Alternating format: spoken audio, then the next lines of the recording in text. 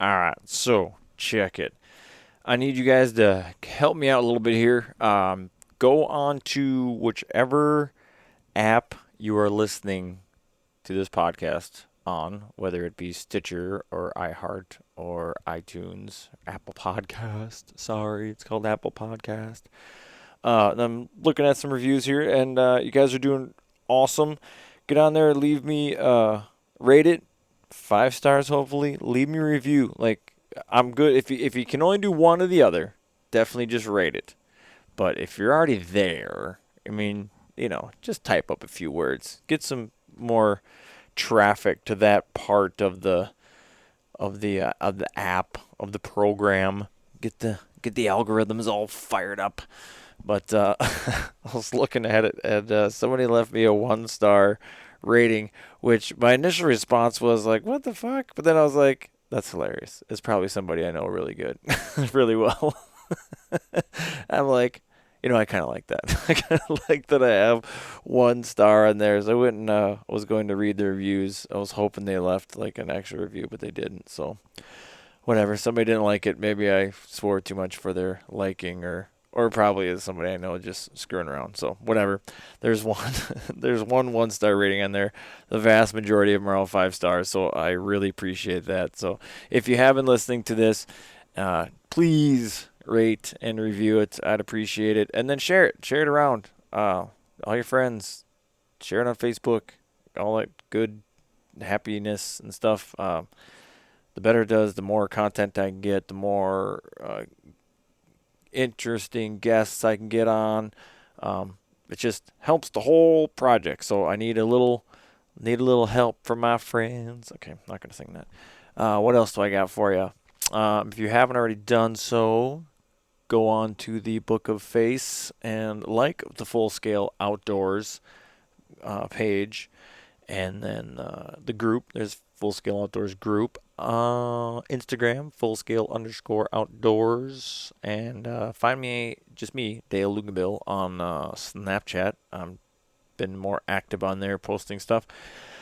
And yeah, I think that's about all the business I got to attend to at the moment. So let's get on with it.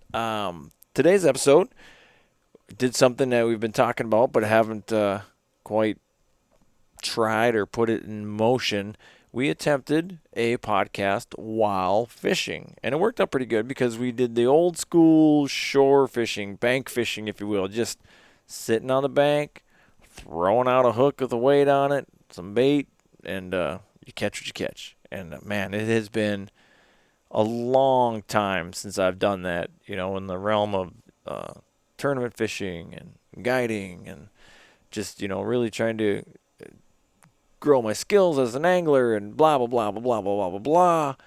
Man, it was nice to just dial back and just sit down in a chair, and you got a bite or you didn't. And I did end up catching a couple fish. I caught a red horse and a white sucker, and it was awesome. My guest was Justin Squeaks Lang, who is a fellow competitor of the ice fishing competitor, the Minnesota Made Outdoors Tournament League, and that's basically what we talked about. That wasn't really my intent. I know he's a big kayak fisherman, and we touched on that at the end of the podcast, and that's kind of when I went into it. I kind of thought, we'll talk about that. I'll pick his brain about kayak fishing, but we ended up doing a recap of the season and kind of what we hope for the future, and it was a good time.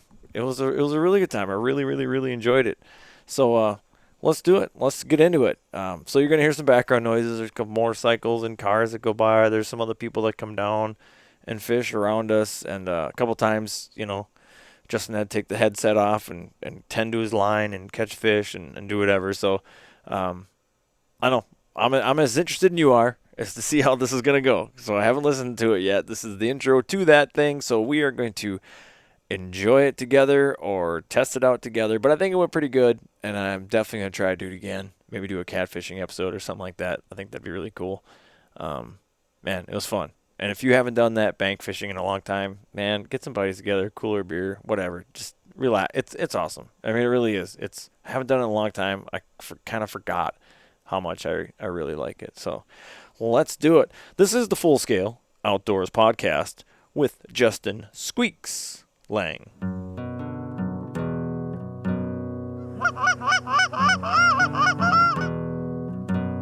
Oh, here we go, boys. Go.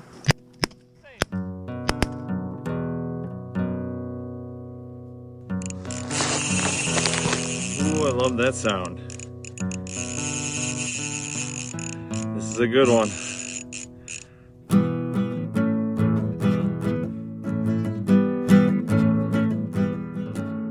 There's got to be gills back in that slack water. Well, there's a lot of northern back there, though. There's a lot of northern in this river It is. in general. This guy's crazy, just so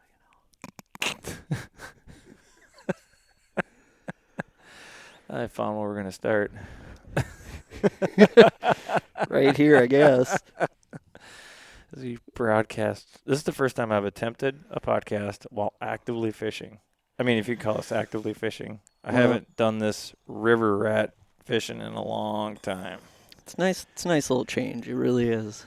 Yeah, it is. I used to do this so much. And back when I was like big into catfishing, we'd go down and, you make the fire, and that was fun. I need to do that again. Actually, go catch a bunch of bullheads for flathead bait, and that's fun. There is a bullhead lake over in Plymouth that is just loaded with them. Perfect. That's what you need. You need a good go-to spot that is shit stacked with bullheads, and load up. Stop there on your way. Fish for a half hour. Just load up.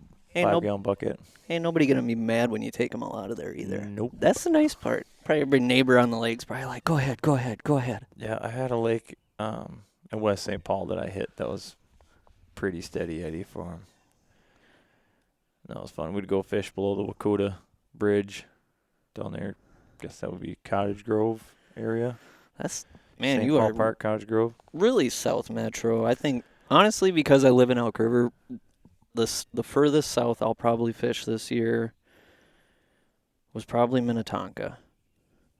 Just because there's once you get kind of in more towards the city, it's just not as good. You get up here and you can sit on a river and not be completely harassed. But Yeah, that's yeah.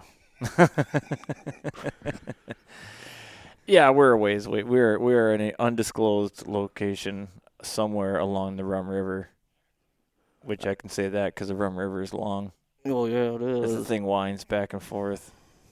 Honestly, I think this river is hands down the best kept secret in the state. Dude, there are so many giant smallmouth in this river. It's retarded. From Mille Lacs all the way till it dumps in the Mississippi. It's just the whole stretch is good. And then they're all different. You have really slow. Most of it's relatively slow, actually. And then you got some faster, rapidy spots. But Joel and I had a nightmare kayak trip though. On the Mississippi? No, on the Rum. It was bad. We put in a float that by vehicle is, I think, literally 1 mile, maybe 2. Well, it took us all day to get back to landing. And then we discovered that there was another bridge that we could have put in that would have cut our time in half. And it wouldn't have been so bad, but it was hot and we weren't catching dick. So we didn't bring enough to drink. We were dying of thirst. We were dying of heat stroke. We were mad because we weren't catching any fish. I mean, we did catch a few northerns and a couple smallmouth, but it was not great by any stretch of the imagination. Oh, Justin's got to get up. Burp, burp. He's just like slaying the gills over here. Well, stop casting where they live.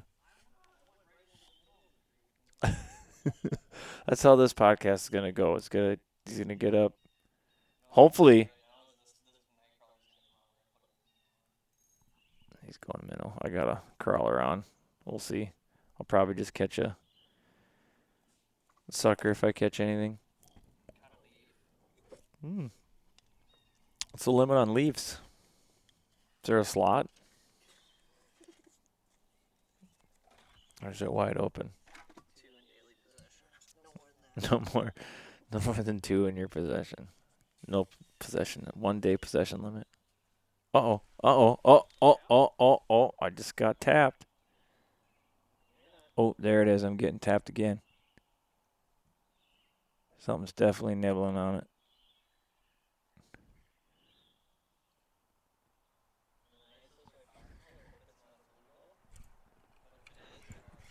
Fish on. Fish on. I can't get up. How much you want to bet this is a sucker? I know I'm plugged in, but it is. It's a red horse. I knew it. I knew it. You want to talk about flathead bait?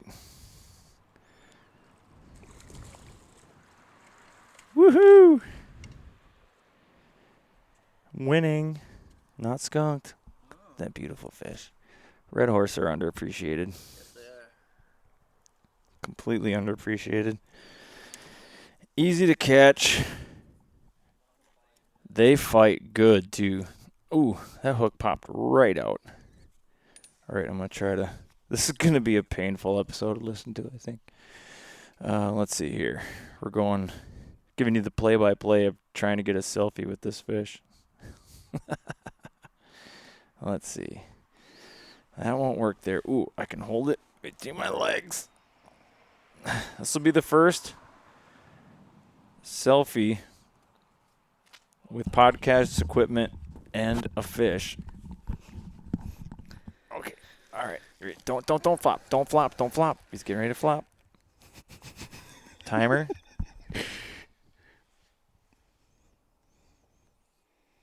Let's take another one.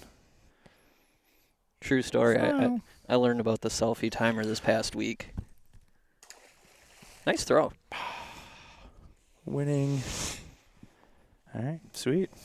All right. Well, you got the skunk off the board. Ooh, I got to bait up.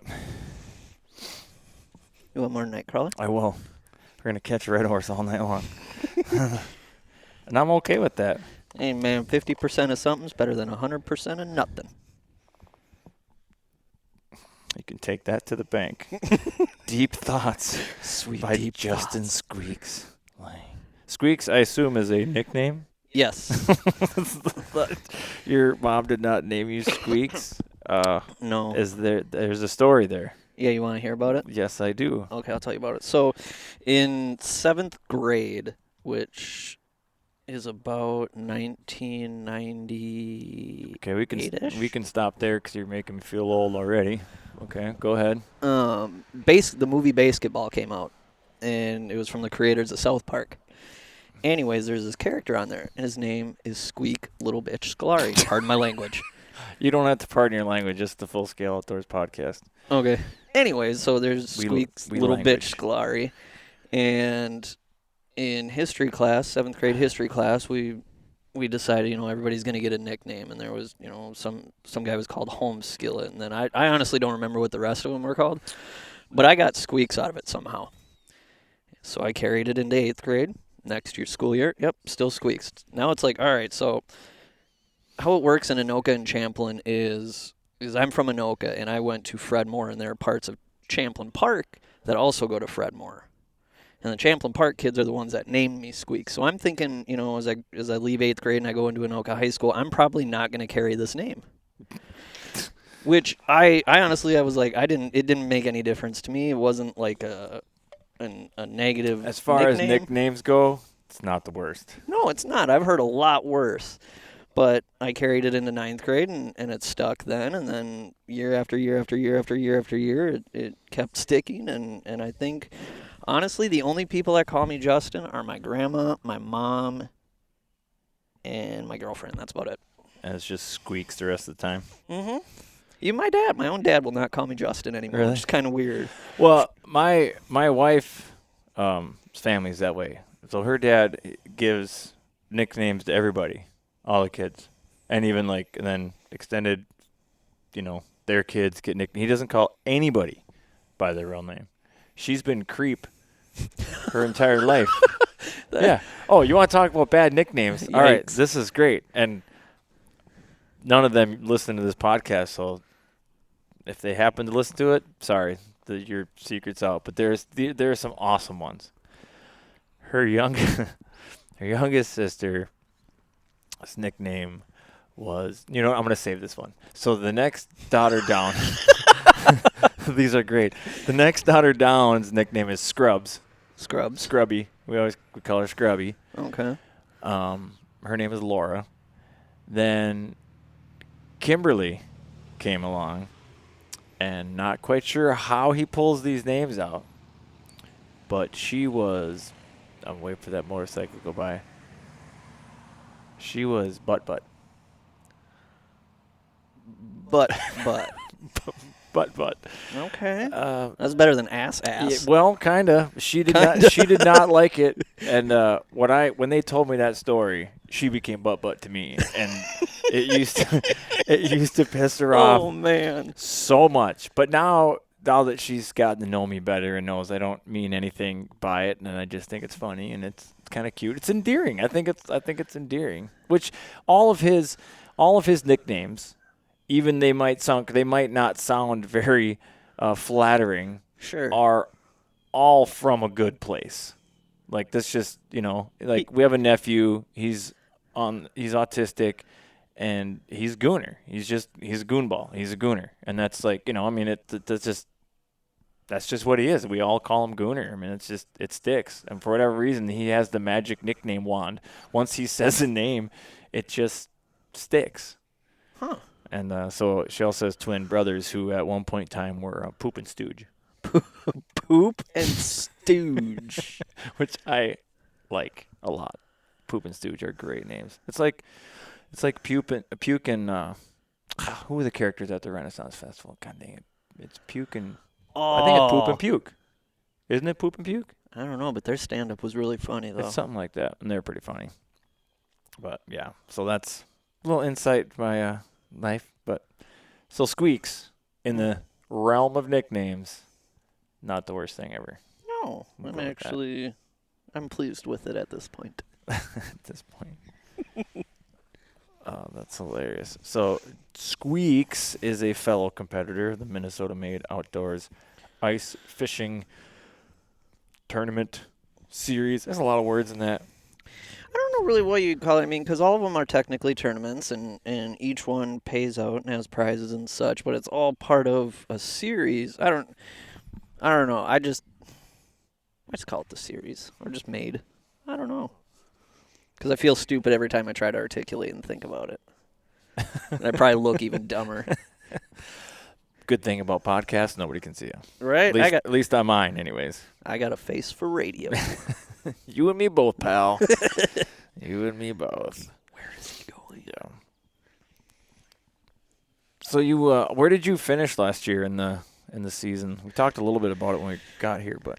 So we started, first tournament last year was Pekegama? Oh, wait. Let's back up a little bit more. How long have you been in the league? Last year was my first full year. Okay, so you were your first full year. So you subbed a couple times, or? Yeah, the year before, Dylan's partner, Tim, had other things going on. So I filled in at Waconia and Pekegama 2 years ago. And then last year we were full-time partners. God, I want to fish Pekegama again this year. But anyways, sorry. So last year. Last year, Pekegama, we took 9th, and we started at our original spot. So pre-fishing and the actual tournament day, if I remember right, almost kind of flipped, because pre-fishing for us went really, really well. Like we didn't have to do a ton of searching for the crappies, not that really anybody has to in that lake.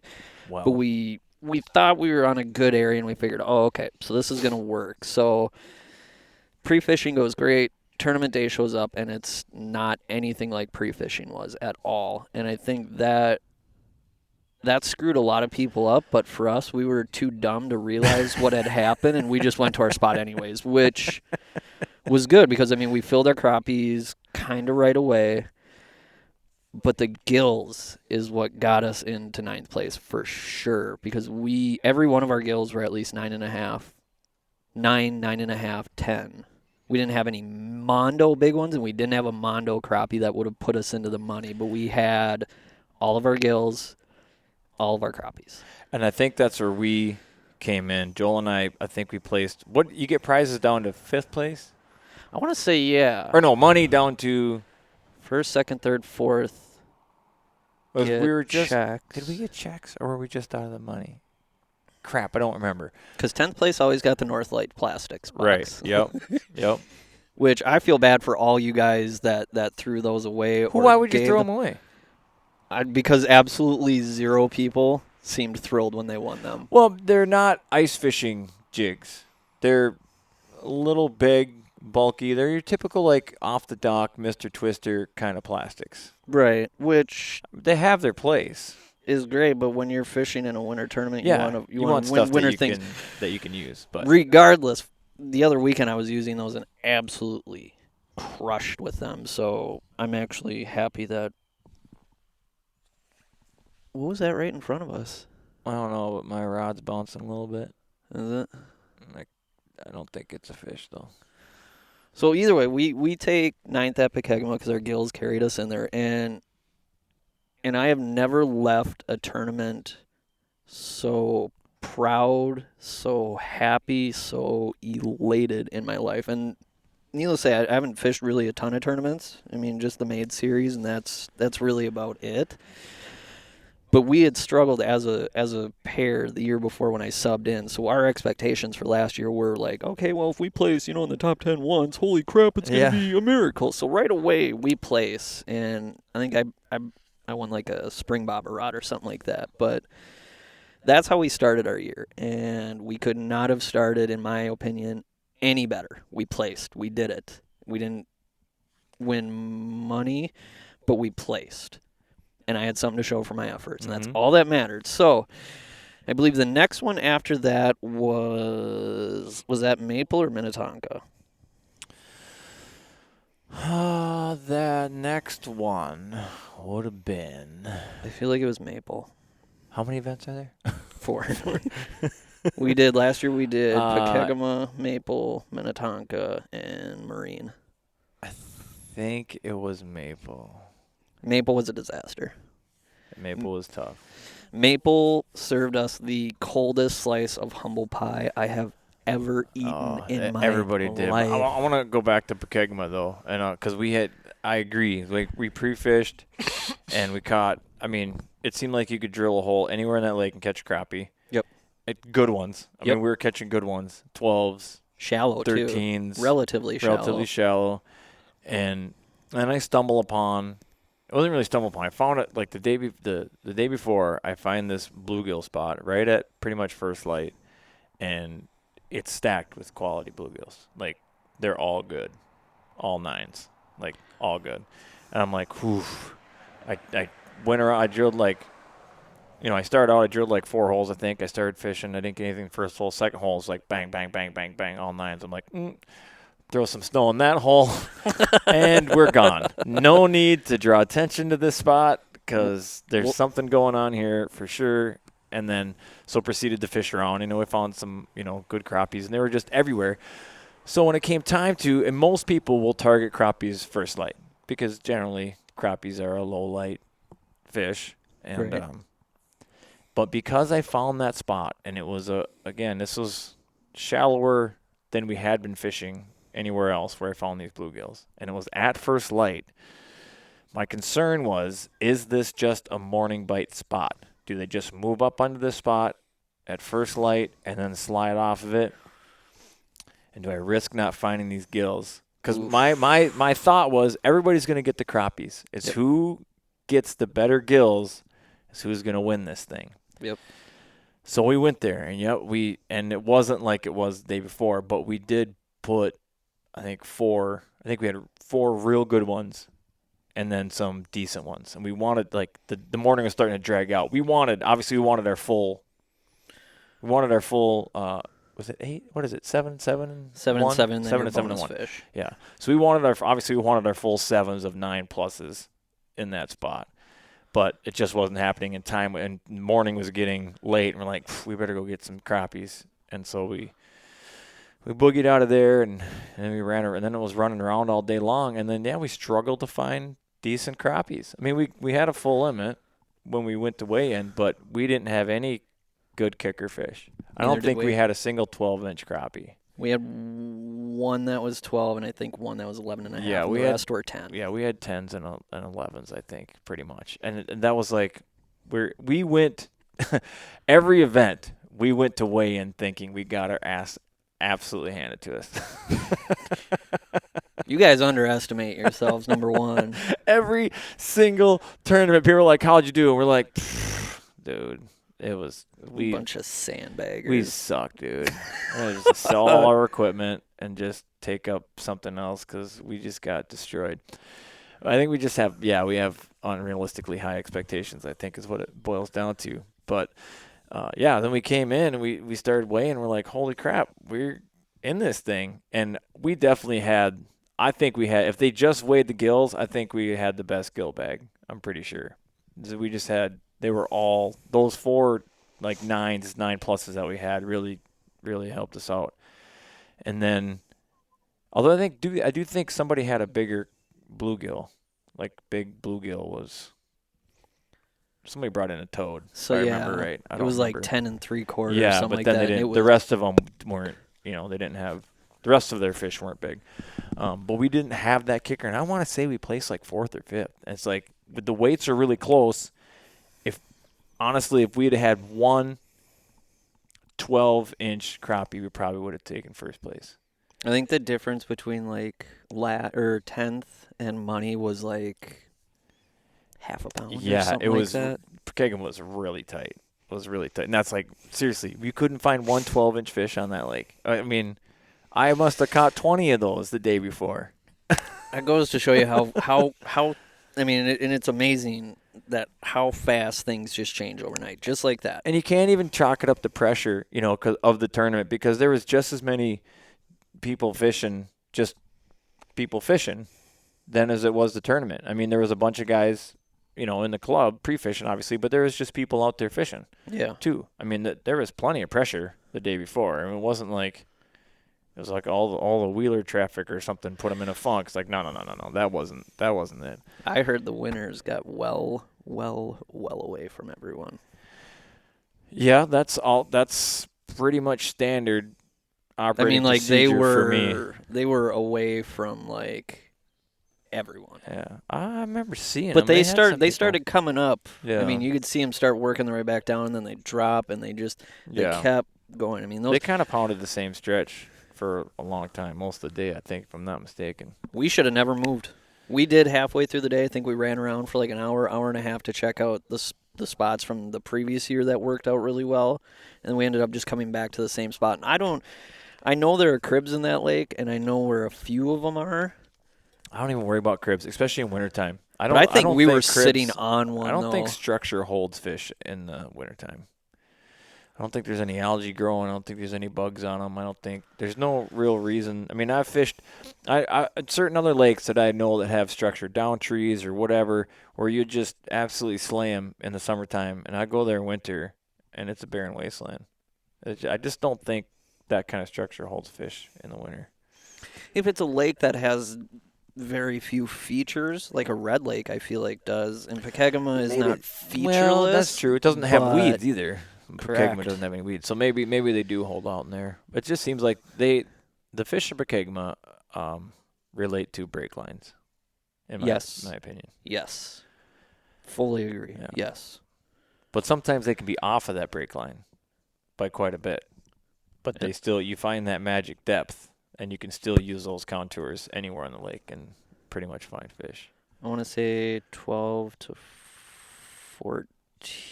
Somewhere in there was our magic number. 12, 14. You can go out 15 as the day gets longer. They seem to slide out a little bit deeper. I used to fish that lake a lot, even before, obviously before I joined the tournament, because last year was our first year. But I would get there before sunup, and I would go to 10 feet, and I'd start fishing. I'd start jigging in 10 feet, trying to find those early morning walleyes and crappies. And I got a smallie out there too. Ice fishing? Yeah. During the event? Pre-fishing, yes. That's awesome. Right? I had never caught one. Ooh, your line just tipped. It's been kind of moving. I don't think. Yeah, you're bobbing. You're either getting kicked around or you got a little something, I something might going have on. some leaves or something. I better just check it. Yeah, nothing going on here. My minnow's drowning. My minnow's drowning. I want to put on a night crawler, but A, I don't have enough weight, so I'm not going to throw it in the current, and B, I don't want to catch no more goddamn bluegill. Goddamn bluegills. As we were talking so highly of them in the winter. Allegedly, Squeaks says there's 30-inch walleyes in this spot. I've seen the pictures. Pictures say 1,000 words, and that one says a lot. I don't know. This is just cool. I haven't done this in forever. This is quite relaxing. Just not got grinding. a nice shock top Belgian white. I got Code Red Mountain Dew because I don't drink. Not a drinker. The thermocells seem to be doing their job. We're getting to that time of night where the mosquitoes should be brutal, but mine is. They seem to be rocking. I came out here earlier this year and got absolutely eaten alive. And that very next day, I went to Cabela's and bought one of these, and I am a firm believer in them. So I've been a Thermacell user now for a few years. I didn't jump on the bandwagon right away. I kind of thought this was like hocus pocus when they first came out. I'm like, yeah, right. It's like those whistling things you put on your car to keep the deer off. I'm like, yeah, I'm not buying this. I have to put this on the same shelf as the copper bracelets for pain or whatever, magnetic bracelets or whatever. But then I started hearing good things about them from people I actually trust. And I was like, you know what? I'm just going to try. The price came down, too, because they were pretty expensive when they first came out. And then the price came down. And I'm like, all right, this is worth the $20 bill to me now, this experiment. Because we're getting annihilated early goose season. And we're at the field we were hunting that year was like standing corn. So it's like, like prime habitat for mosquitoes. And so we set up there. I turn it on. I'm still swatting. And I'm like, this thing's garbage. Chris is like, a minute after turning it on. But, I didn't really know how they worked or what the deal was. And then then I just realized everybody else was swatting mosquitoes and I wasn't. I'm like, well, goddamn. That's a shameless plug for Thermacell, by the way. Yeah, well, whatever. They work. Go get some. I'm definitely not sponsored by Thermacell, although if Thermacell would like to pick up the podcast, I'm more than happy to pimp them out every show. But highly doubt they're listening to this. We need to bring this to their attention. Yes. I'll just hashtag Thermacell. Oh, I should take a picture of that, like the Thermacell leaned up against my fork stick. That'd be perfect. So, all right, back to last year's season. So Kegama shook out. Kegama was good. We did good. Not as good as we hoped, but we did place. I'm pretty sure it was in the top 5. We placed well. We placed well at one fish, and we would have won. Then I do think it was Maple. Yeah, I don't. The second event was that cold. It was brutally cold. Yes, because our goal at Minnetonka was just to come in with a full bag because Maple was so bad. Maple, we only brought in 2 fish. It definitely was Maple. It was Maple for sure. I remember that now. And the first fish I caught tournament morning was a pike, and I didn't catch anything for like 4 hours after that. Maple was brutal. Pre-fishing, we went into it thinking, and we heard that everybody goes fish that upper bay. Yep. But the majority of that lake is huge. I mean, it's not huge, but compared to that North Bay, I mean, there's this giant swath of water, and we cambered the living hell out of it and found absolute squat. We found some basin crappies that were all about 4 inches. Giant schools of 4 inchers. Like, just, this is stupid. And there was weeds, but not good weeds. They were like giant stands of like dead milfoil or coontail or whatever, and like super thick. It just was garbage. And come tournament time, it was like, well, I guess we're going to the North Bay. Everybody raced to that North Bay. I mean, they were parked on top of each other. And, yes, we were. I mean, I joined in the fray. I don't think we didn't have a good. We were second flight, I'm pretty sure, that event. Yep. And I mean, we just jumped in shoulder to shoulder with everybody else. I mean, I was like, because I'd never been in this club before, I didn't know what to expect. And we talked about you're supposed to give a certain cushion to the teams doesn't exist or whatever. And I'm like, I don't remember what those numbers were, but this is closer than whatever those numbers were because we're on top of each other. There was literally probably, I think about. I know people fished holes that we drilled, which is fine. I mean, no, but you don't own a hole. You drill a hole, you don't own it. No. I mean, once you walk away from that hole, that hole. And can I'm not mad at it. anyone. I'm just saying, like, that's how close people were. And there was there was 8 teams right in that one spot. That was like Pekegama the year before. Was it? Pekegama That's to end silly. that day. Well, A, it's silly, yes, but B, it's really cool because the end of Pekegama the year before, we were. I don't want to give away any spots. All I'll simply say is there was about 5 or 6 teams huddled up within about a 20-yard radius, and it came down to where probably 3 teams were actively working together, and they drill a hole, and boom, boom, boom, you'd see Mark, and you'd see literally 3 of them, and you could reach out and shake hands with all 3. Yeah. They'd catch one, and all of a sudden you could see it disappear. One guy would get up, and they'd start to literally follow each other. Just start hopscotching. And they were literally following the school. They'd mark it. Oh, it's here. It's over here. And this was before, because nobody could use Panoptics, and nobody could. But it was literally like that. It was really, I mean, as weird as it sounds, it was really cool to watch. Because you can sit next to the guy, and to me it doesn't matter. You still got to be able to catch them. And Yeah, I you got have to trigger him to bite. more often than not been outfished by people that are sitting right next to me, to the point where it's like, you know what? I don't get mad at people anymore because I understand now. Yeah. It took a little bit to get used to being kind of close with everyone. People that consistently win, it's not an accident. Nope. I mean, it's not this.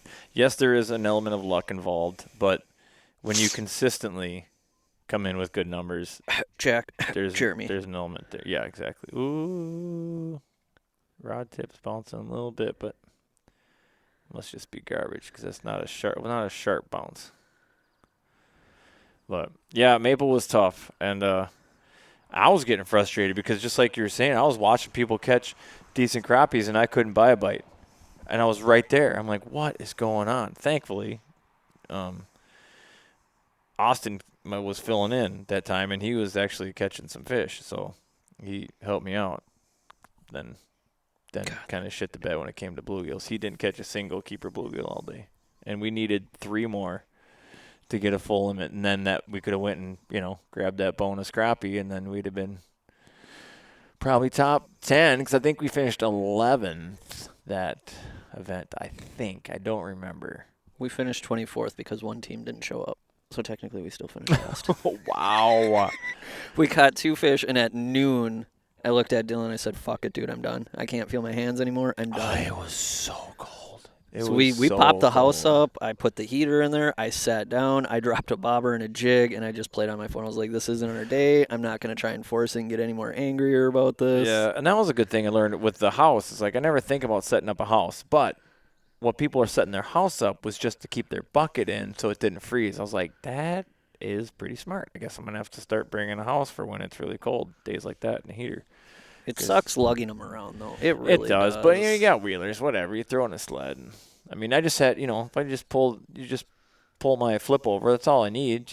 I'm not in there. It just needs to hold the heater in my bucket. So because my bucket was freezing shut, and from the from the walls in, it was running out of liquid water for my fish to even live in. They were going to be a block by the end of the day. We got back to the landing. Dylan's truck wasn't working. It was we didn't probably leave Maple Lake till I shit you not, probably about like 6 o'clock. Oh my God. I mean, we sat around for probably an hour and a half after weigh-in trying to figure out what's wrong with his vehicle, and then Giz ended up driving him up the road a ways, got a battery, brought it back, finally got the truck started. But it was about 5:30, 6 o'clock by the time we left Maple Lake. It was just, that whole day was just a nightmare. Fucking disaster. Yeah, that was another one. We definitely went to the weigh-in with our head held pretty low because we didn't have a full limit. And then we started seeing other people that didn't have full limits. You're like, well, at least we're not the only ones that suck. Right. And then, then it's like, all right, it was just a tough day for everybody. But you don't know that at the time. You just think. Nobody's going to talk to you about how many fish they got. Yeah, if they do, they're like, not going to give you an honest answer. Yeah, you're like, they're bluegills, dude. The kids catch them off of docks. Like, how hard is it to catch 7-inch bluegills? This is ridiculous. But Here's your slice of humble pie. that day, it was very difficult to find a 7-inch bluegill. And there wasn't, and there weren't many bigger ones weighed that day than 7. 8 might have been the biggest one. Like that lake, I just don't think has big gills in it. Had some pretty nice crappies though. I was surprised to see some of the crappies that were brought in. I mean, I think there were a couple that were 13. Yeah, there was one guy that had a toad. There were some real nice crappies pulled out of there that day. Real nice. None of them by us, but yeah. Yeah, same.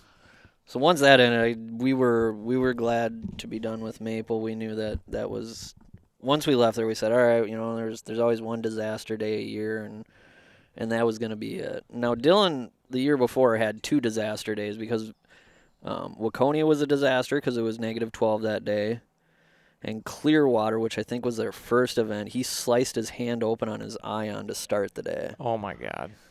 And I think somebody had to bring him like duct tape and stuff. So he had the year before 2 really tough tournaments. He goes, I don't ever want to deal with that again. So then we go into the next year and we get done with Maple and North Arm is the next one. We say to ourselves, the only thing we want is a full bag out of here. That's it. We don't care where we place. Yeah. We just want to come in to weigh in with a full bag and everything will take care of itself after that. Here's the problem with that. Every team brought a full bag in to weigh in. We brought the smallest bag to weigh in. And I don't think it was close. I think we were off. Next place up from us, I think it was like a half pound or a full pound difference. I mean, we caught fish all day. We just never caught anything with size. Nothing quality. But we were also sitting in 30 feet of water because we had learned at Maple Lake that nothing against Markham Technologies. They don't work as well in shallow water as XLR does. That's the honest to God truth. I don't have a ton of experience with Markham. I own a Markham. Just because I bought a Vexlar was like the first flasher I bought, and then I've just always stuck with it because I'm familiar with them. And they're so bulletproof too. And I got I splurged last year. What, the 28? Is that That's the nice one. The granddaddy? Man.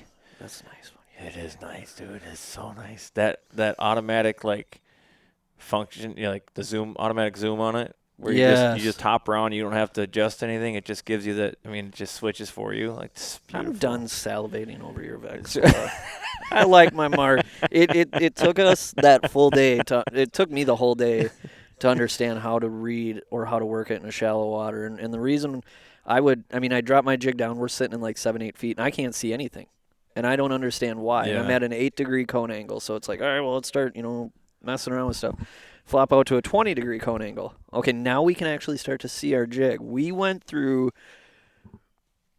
3/4 of that day without knowing that until we decided it was like, all right, well, let's screw around with this because, it's, we're not going to do anything else. I do need to toy around with the 28 a little bit because it has a shallow water or like weedy low power function on it that I haven't messed with.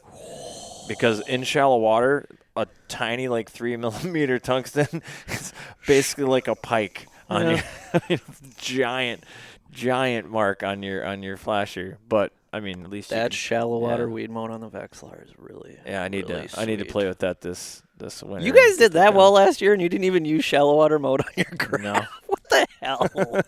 Well, I mean, it shows a fish. I mean. It's just giant mark. If I can see my bait, I can see the fish, and it's just a matter of triggering that fish to bite.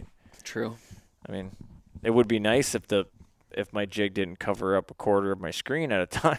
Sure. But I mean, at least you could see it. Yeah, it got the job done. It did what it was giving me the information I needed.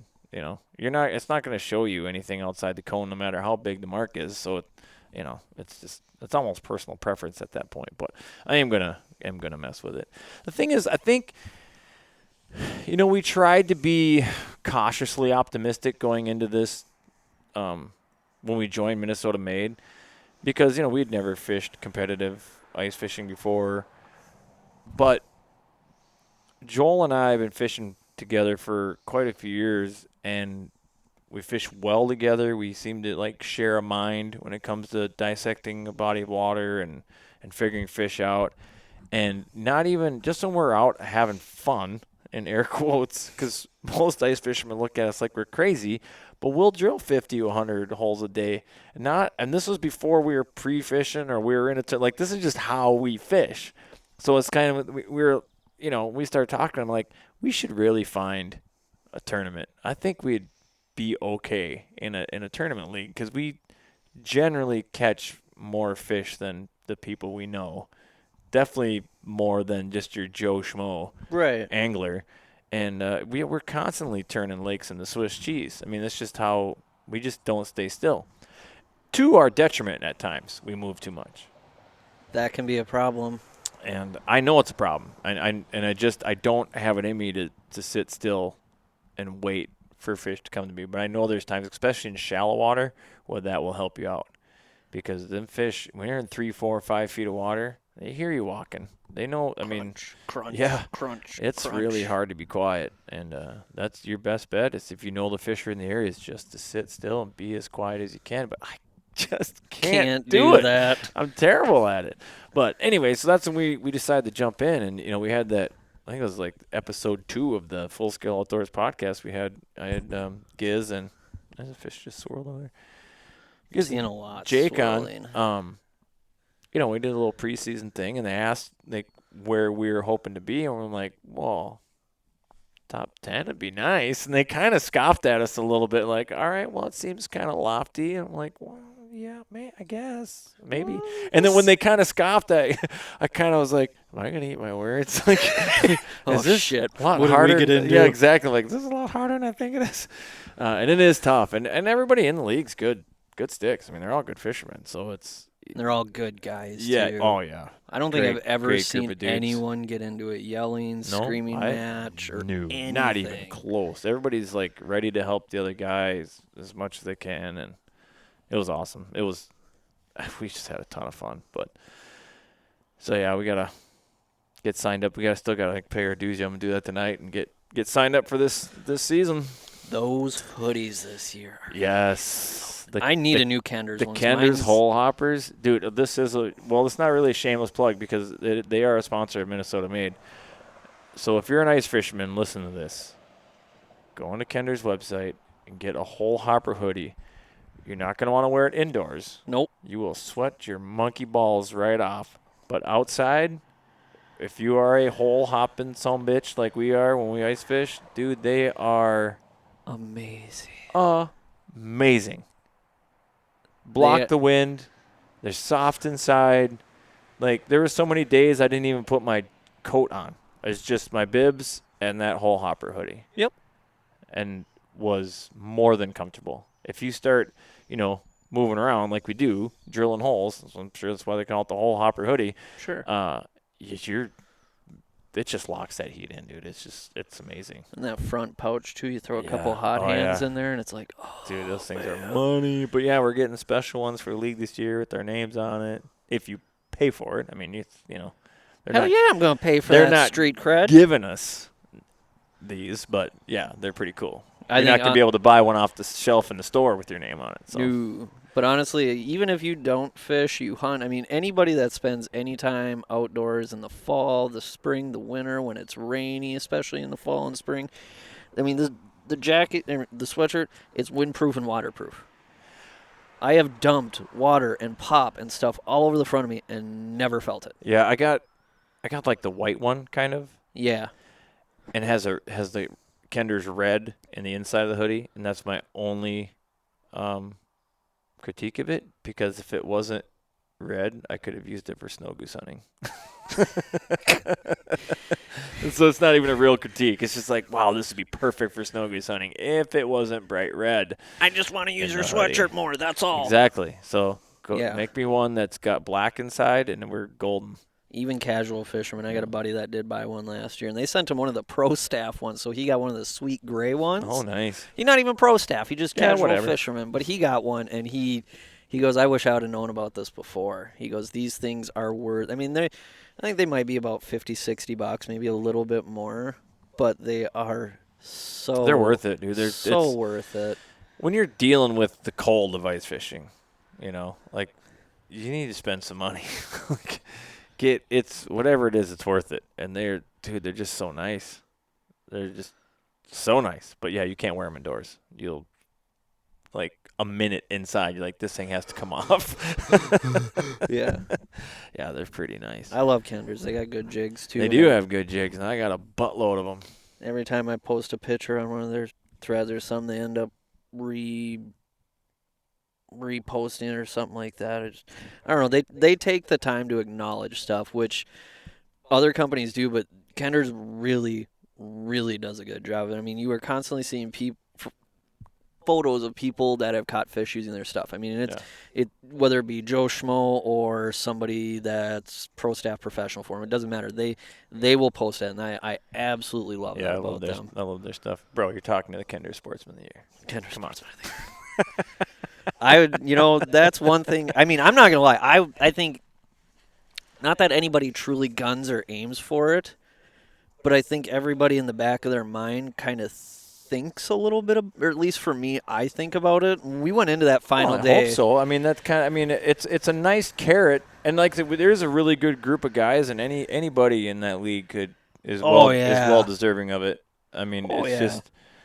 And but having that in the back of your mind, it wasn't my goal to get that either. I mean, it just happened. But having that in the back of your mind, if that does make you go above and beyond the Call of Duty a little bit, like, you know, I'm going to stick around, make sure everybody's wheeler starts, or I'm going to bring an extra battery this event just in case someone, you know, like. Plow out the access at Big Marine. Yeah, plow out the access at Big Marine. Listen, if we wouldn't have done that, was just out of necessity. That had to happen. When I went there to scout the day before, and we just got all that snow, and my truck was making it through, but barely.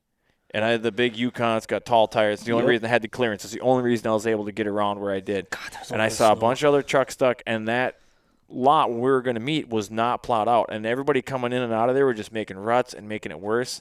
And so I went home, I got my wheeler, it had a small plow on it, and that thing wasn't working very well. Something was wrong with it. So I got a little bit on the lake cleared off, and then that didn't work. And I'm like, shit, we have got to get this clear. I don't know how we're going to hold this event. We're not going to be able to get in this parking lot. Nobody can park. There's nowhere to park. Yeah, there's no like street parking anywhere, and that's by the lake there. And a buddy of mine that plows for Venice Heights and, you know, that area. I'm like, I just could call him up. I'm going to see if he's available.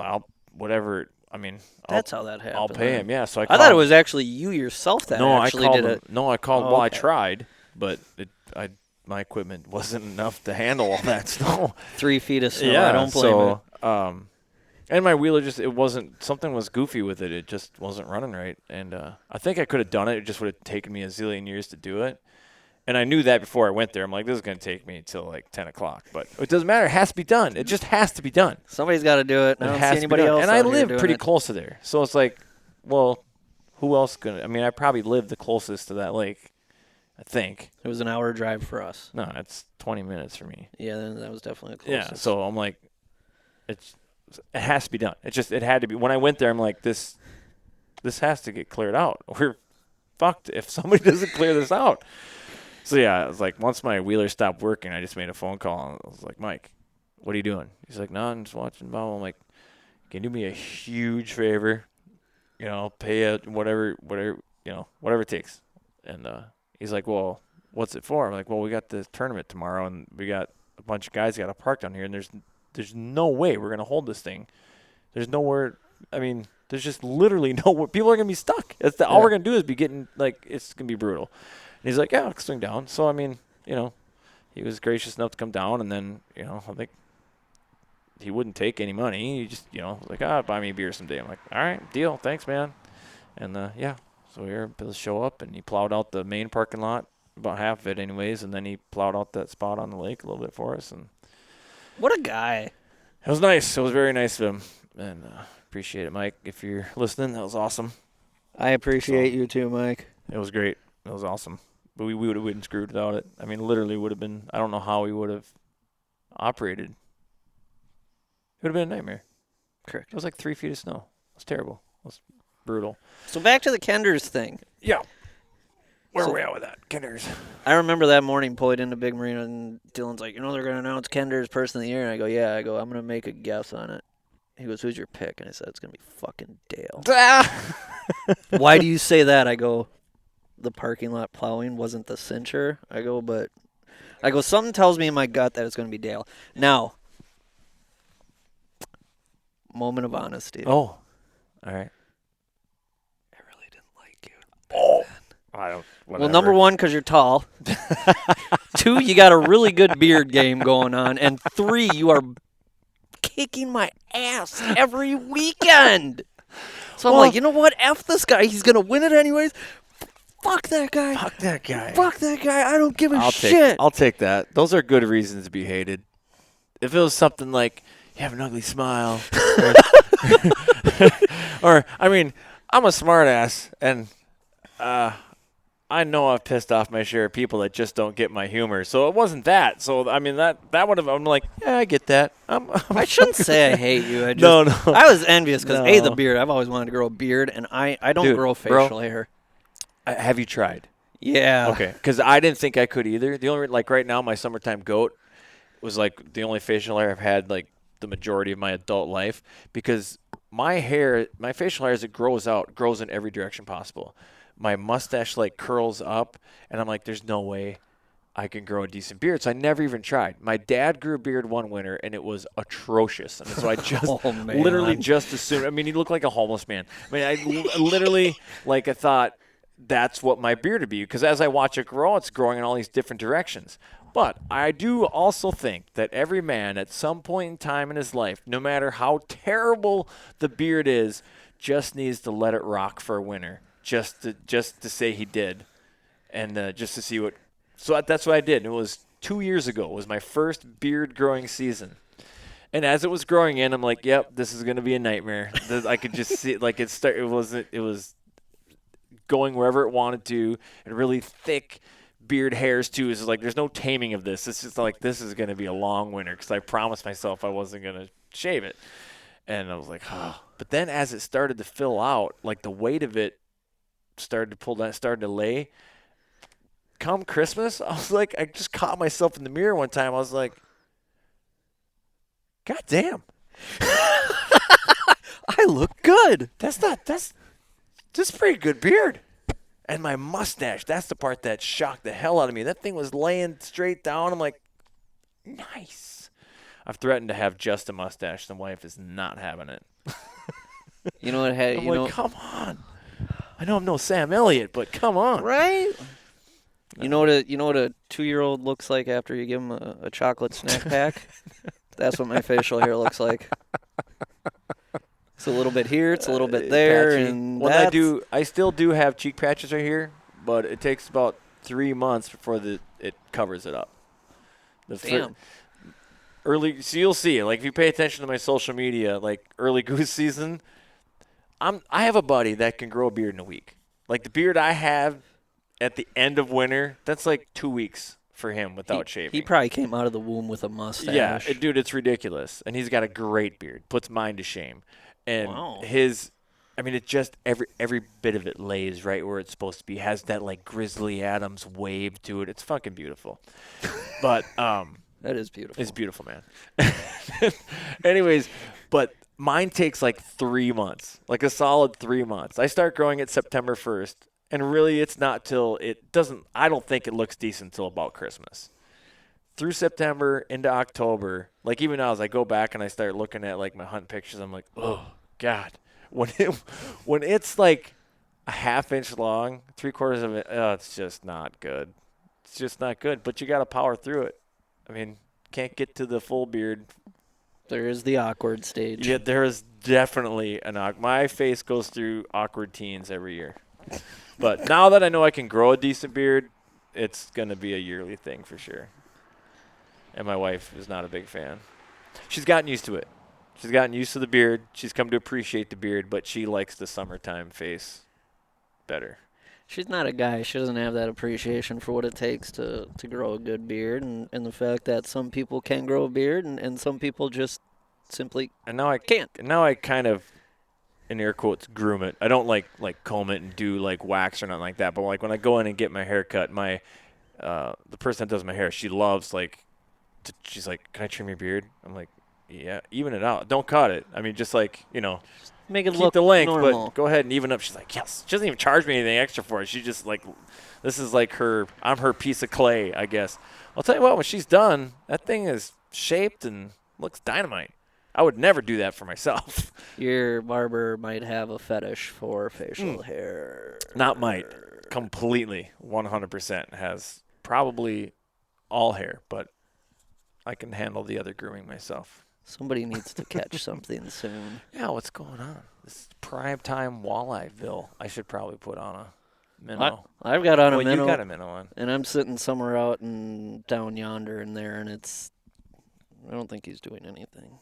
I'm surprised that I thought once I caught that red horse that we were going to have like red horse action all night long because they do swim in schools usually. I thought we were just going to catch more fish besides bluegill, but that's not happening. Generally don't think of catching bluegills when I'm river fishing. Right? But we're in kind of a doing a bait check. Certain area. Bait check. Ooh, it's a good thing I did a bait check. No bait? I don't think so. Now I'm snagged on the Say, what'd you catch? roots. The bank? Oh, no. Yeah, I don't have any bait. That could be a reason to not catch anything. Yeah. All right, well, let's throw. I mean, my rod was bouncing a little bit back there, but. See? It's getting that time where you almost need to keep your finger on the line just to feel those light bites. Especially like if you do get a Walter to come up and nibble on it, they'll drop it if they feel that weight of it just pegged in your forked stick here. Huckleberry Finn style fishing. For real. I love it though. It's fun. Haven't done this in so long. It's just nice to be able to fish and not feel like you're grinding to do it. Like, it's not like, oh, I need to switch this, or oh, what am I doing wrong, or oh, I need to key in on this. It's just, this is what's going on, this is what we're going to do, and we're just going to kind of watch the river go by. It's hard for me to get into that mindset. It really is. It took me an hour to finally sit down in this chair when I got here. So it's tough. And it's one of the reasons I'm not a walleye fisherman, open water walleye fisherman, because that like trolling, that like not really doing anything. Patience. I can't do that, man. I just I can, but I have to get myself in the right mindset. Like if I'm going to do it, I want to go for salmon or something that's potentially like really big. I've never caught a salmon. I have never caught a catfish. I've never caught a sturgeon. I have never caught a muskie. I think that's where my list stops. I can help you with 3 of those. Never caught a trout or any of those either. Oh my God, that's an easy one. We can take care of that one. I own a fly rod. I don't know how to use it, but I own one. Okay, I could help you with that too. Casting a fly rod's not that hard. No, it's not, but getting it to land softly without making it look like, Hurricane Irma just came through, that's a different subject. The accuracy is the hard part. Is getting it to land right where you want it to land that's where the real skill comes in. Just casting. Oh, that's got to be a bite right there. Oh, look at you. I'm getting smashed. Now that I have it's a bluegill. worms on. It's a bluegill. It's a bluegill. Oh, I saw another. Oh, crap. Missed it. It actually was kind of biting like bluegill. But why would a bluegill be in that current? That's what I said earlier, but I was still catching them in the damn current. I've never caught this many sunnies in a day on a river. Absolutely none of them are big. None of them are quality, but there's been probably about 20 of them. You told me there was a whole school of 10 inchers. That's way back up the creek. Legitimately what you told me. That's back up the creek. We need kayaks for that. I just got robbed. Straight. Dude, telling you it was a bluegill. Straight highway robbery, bro. Yeah, what were we just talking about? I don't remember. Oh, yeah, passive fishing. I'm not very good at it. Yeah. But this is pretty fun. So let's go back to the season. This wasn't really my intent to do a recap of last season, but I guess it makes sense because we're both in the league. But it's a lot of fun to just talk about fishing and stuff like that anyways. So Maple was a disaster for almost everybody. Yep. And then Minnetonka rolled around. And Minnetonka, weather was, oh my God, it was 30 degrees outside. There was very little wind. You see that on the far side of the bank over there on the point? Something swimming upriver there. Well, I see that guy's popper. No. It stopped moving. I wonder if it was a frog or something. That could have been. About to feel that topwater bite Alright. in a couple of minutes here, I think. I don't know. But yeah, so we get to North Arm, and the only goal at that point is just we want a full bag. Full bag. That's all that matters. We just want to catch fish. We brought 2 into weigh-in at the last tournament. Just want to catch fish. Everyone brought a full bag, including the biggest crappies that were caught last year came out of Minnetonka, which is shocking considering we were at Pekegama too. And I'm trying to think how big. Minnetonka was the first lake that I had a camera to use, underwater camera. I didn't have one for Maple. Well, Kegma wouldn't do you much good anyways, but We didn't buy one until after the season. We've never owned one. dude, it's amazing. Essential. Yeah, they really are essential. Like, they really, really, really are. But so North Arm, Minnetonka, man, I cambered the living hell out of that lake and found a lot of spots that I thought would be good, and they just weren't. And then, really didn't find a ton pre-fishing. I found 2 things. I found one good spot that was in a depth that you would kind of expect. And then I found a spot that was super shallow, like 3 feet, that I was catching quality gills out of. And I'm like, well, Wow. if pressure gets, because I knew where everybody was going to go, The north end. the north end, and that shallow water spot was on the north end, but it wasn't next to anybody else. I had like my own little spot.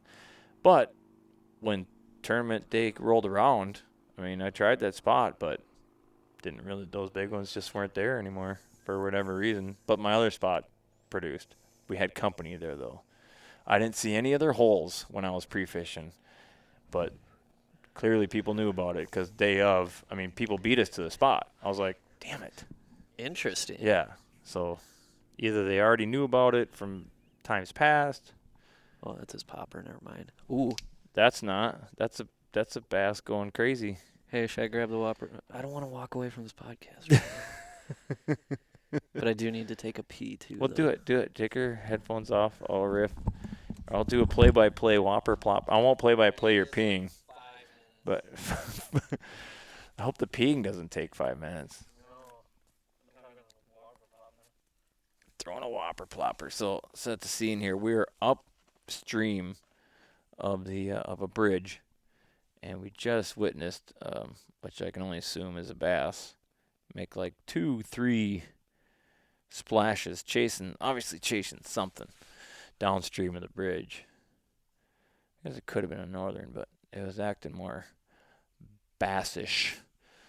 All right, so Squeaks is down underneath the bridge, navigating the cobblestone rock. I need to talk more excitedly. There it goes. First cast. Downstream where we saw the action. Is that a popper? That's not a plopper. Oh, it is? Okay. Oh, now I see it. All right. I thought you were just popping it at first. I want to see that thing just get destroyed.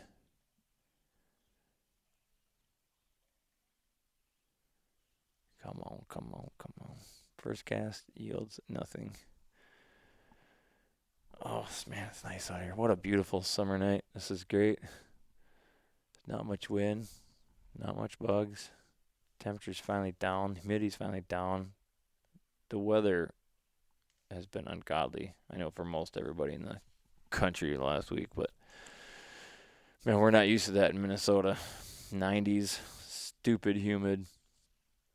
Oh, it was bad, but that finally broke. It's pretty nice now. Second cast, nothing. Come on, Squeaks. You're the whopper plopper king. Let's go here. That's money shot. That's the zone. Ooh, saw it swirled right behind his bait. Ouch. Need to throw a tube in there. Come on. Make that same exact cast. Some weird static. Hope that's not picking up. I just lost myself. There you go. All right.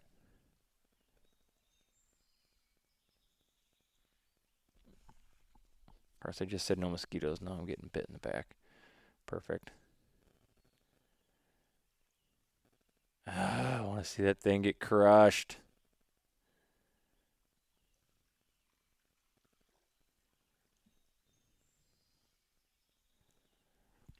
All right, here we go. This cast. Money cast. Let's go. That's in the spot. Hit it, hit it, hit it, hit it, hit it, hit it, hit it. Damn it. You're terrible at this.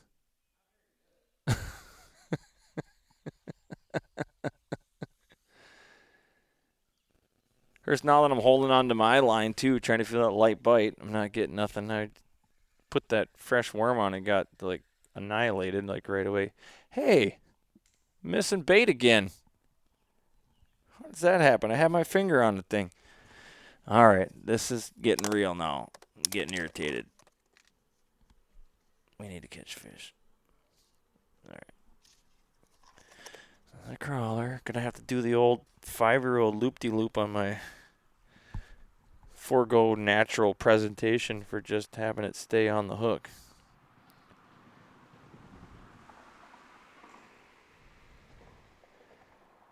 Proper huck fin right here. All right. Fishing doesn't get any simpler than this. Hook, weight, swivel, bait. That's it. We're fishing. All right, I'm going to catch one here. You done messing around over there?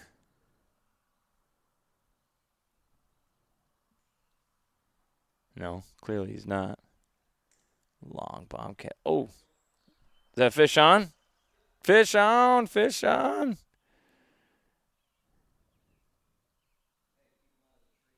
Yeah.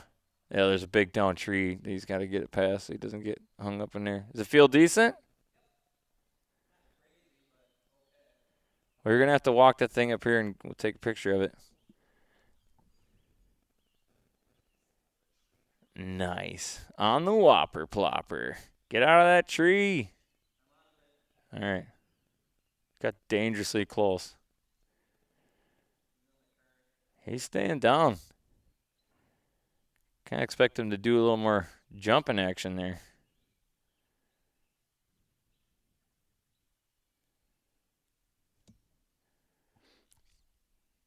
All right, now I feel like you're just playing it out of dramatic fashion.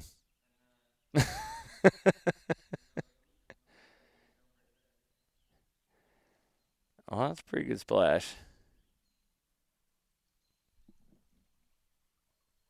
Am I getting a bite or is it just fun? I think I'm getting bit right now too.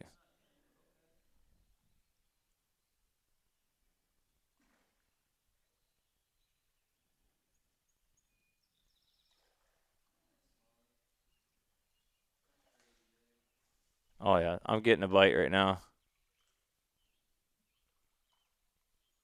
There's a bite. Let him have it. Let him take it. Eat that worm, Bubba. One just jumped underneath that tree.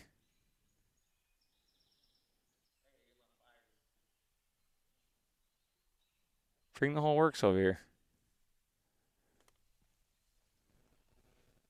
Oh, he did. Oh, yeah, that's nice.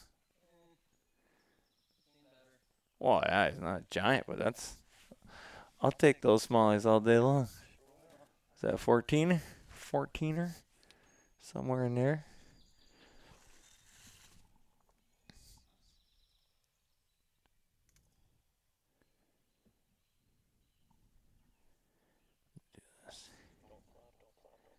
Don't flop, don't flop, don't flop. Hold on. Let's get a zoom. Let's get a picture. All right, I gotta put this down. I can't have my finger on there. And oh, now I zoomed in. Nice. Podcast fishing. That's where it's at. Thanks, little guy. I saw a fish jump underneath that tree. Good luck getting him out of there. Did it? Yeah. I loaded this new rod and reel up with braid.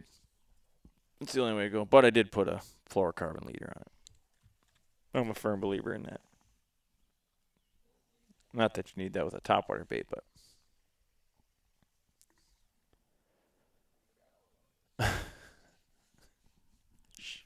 Who won't say anything? Secret safe with me. That was awesome. I was starting to lose faith. Yeah.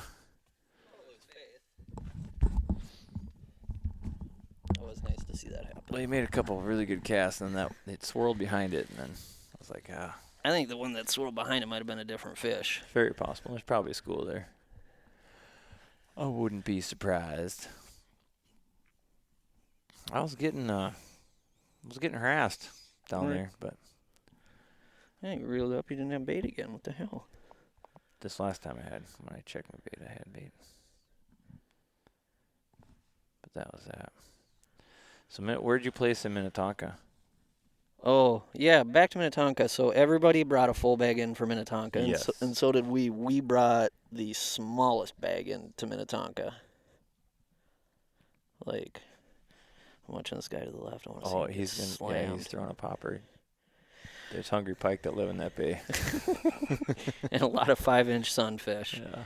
But yeah, we brought a full bag into Minnetonka, and felt good about that until we saw that so did everyone else, and we happened to have the very smallest bag by about a half pound, I think.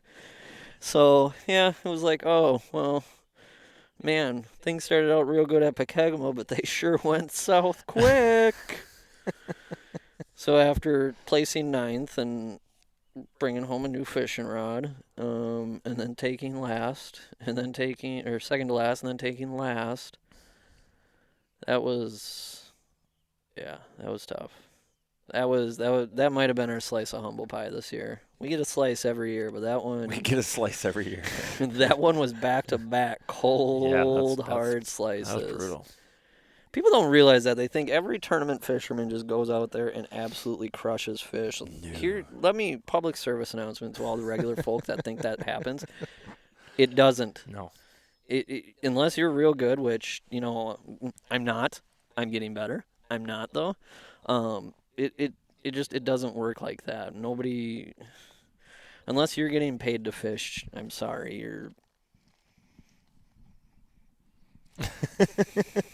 I'm not getting paid to fish, so honestly, the only thing that separates me from average Joe is the fact that I'm showing up here every other Sunday for 2 months to try and put myself against you're it. scouting, you're pre-fishing, and you're putting in the homework before, and that's people don't do that. They just casually fish. They just go out and fish, and they're not trying to beat what they did last week. They're either catching fish or they're not.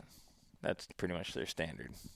And So if they're not in the spot that they always fish, they just weren't biting that day. They don't try other spots. And that's what separates average Joe from somebody that tournament fishes is, we're not going to say, oh, well, they're not here today, so, it's about 9 o'clock. Might as well just head back and get some breakfast. No, it doesn't work like that. No. Start drilling holes somewhere else. Figure it out. Figure it out. They're biting somewhere because somebody's coming in with a good bag. Correct. Somebody always figures it out.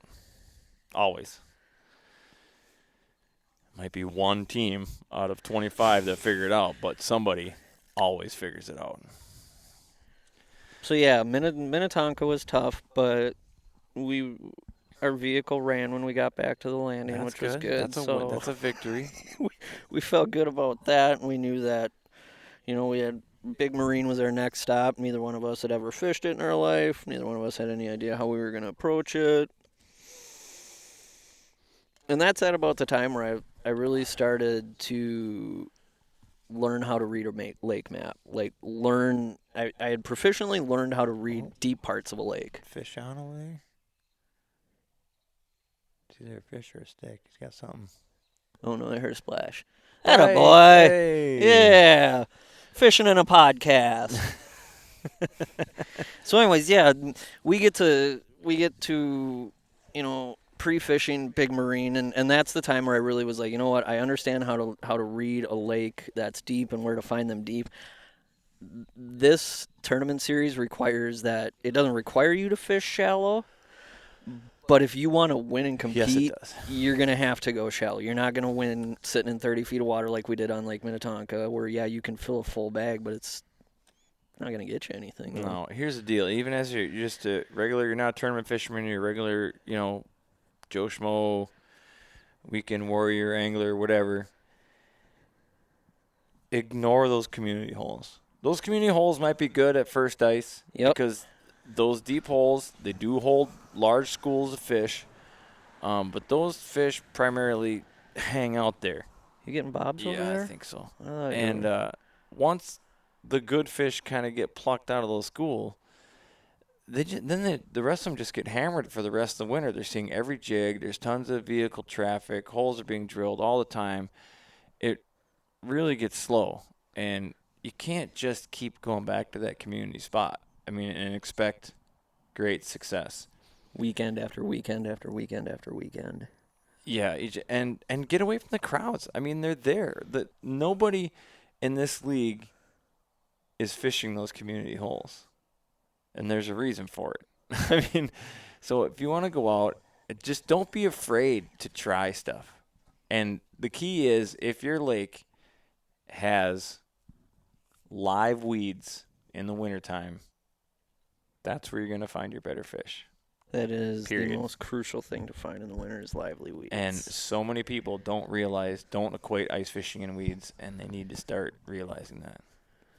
nothing else is giving off oxygen, but those green weeds It's are. not just that. There's bugs that live in those weeds. There's all sorts of different bug hatches going on in there, and there's a reason the big panfish are in there. A lot of times they're not in there in any large numbers. You're finding randoms, little pods or singles, doubles, triples that are just slinking in and out of those weeds, eating whenever they need to, being left alone. They got cover, they got food, they got everything they need. They got oxygen. I mean, Nobody's literally going there everything looking they for need. them. Yeah, and they're being left alone. Nobody's drilling holes. I mean, they're virtually left alone. So there's your hot ice fishing tip in the middle of summer. If you By got the a way, when you're camera, out there find green and you weeds. go out there and you're on your community hole and the bite is shitty, instead of saying, guess they're just not biting today, let's pack it up, do yourself a favor. Have a little experiment. Go in shallow, 8 to 12 feet, 14 feet, depends on the water clarity in your lake. Try to find some weeds. And if there's reeds sticking out, it's a good place to start. Yep. And then work deeper from there until you find the live weeds. Once you find the live weeds, promise you're going to find fish. Promise you. Although with that said, one of the frustrating things about Big Marine is there is so many live weeds on that lake. Yes. These fish could be anywhere, and they were. It was like I was cameraing so much of that lake, and it's like there should be fish here, but there's not. You'd make a move. There should be fish here, but there's not. And that just played out, and all of a sudden, drop the camera down, fish everywhere. Like, jeez, what in the heck? Why hell? these weeds? They look it's cabbage. It's like the exact same weeds I just cameraed 4 other places, but had no fish. There must have been a bug hatch, or there was something going on down there. Something. It's as they were all congregated in that one spot. But Marine was huge for us because that's. we took big fish that day. That's about it. What's going on over there? I thought he was casting over there. No, Is he stuck? I think so.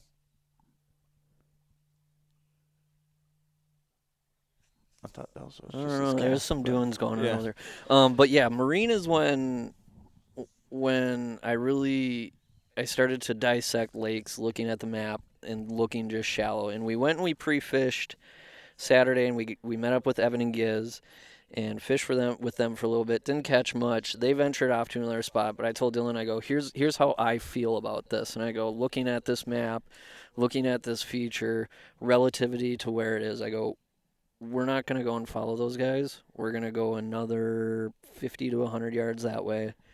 We're going to punch some holes. We'll investigate. And I go, if it's not there, that's fine. We'll go and follow them. But I feel good about this. I just, there's something about this that I see that it's good. So those guys take off. We go over there, and right away, we start catching some slab crappie. And I'm like, oh my God. I think I finally understand how to read a lake map. This is really happening. So we pounded. Again. Really? Damn. Just that late little tap is what it was. So we pound and we do really good for about 10 minutes, and I look at him and I go, stop. I go, we can't burn this out. I go, we don't own a camera. We found fish right here. I go, we know people are probably going to be here tomorrow. I go, but we're going to at least kind of be on the edge away from these worms. Whatever, we got another canister in the cooler. Is there any worms left in there? No, I just I got through another the whole thing. So anyways, we pound for a little bit, and then we walk away from it. And we say, all right, this is where we're going to come back the next day. And we came back tournament day and fished that spot right away and did extremely well. Not quite as well as we did in that 10-minute span the day before, but we did pretty good. And we finally moved away because when we walked away from that spot, we had almost all of our crappies. I think we had 6 crappies, and there were 6 decent ones. And we had a few sunnies that were decent. We went away, got our sunnies, and then came back and started culling fish out of our bag, like left and right, it seemed like. And that's when I think at the point where I really said to myself, now hearing that, there's lively weeds all over that lake, maybe I'm not quite as confident as I felt before. But to me, that was when I felt like, I took my biggest step forward. We pulled in I don't think we pulled in quite a full. No, we did. We might not have. I think we brought in 6 sunfish that day. It was crappies we were calling. God, I have a horrible memory. Either way, we took 10th that day. And it came from a spot that we didn't follow anyone to. We looked at a lake map and said, we want to go here.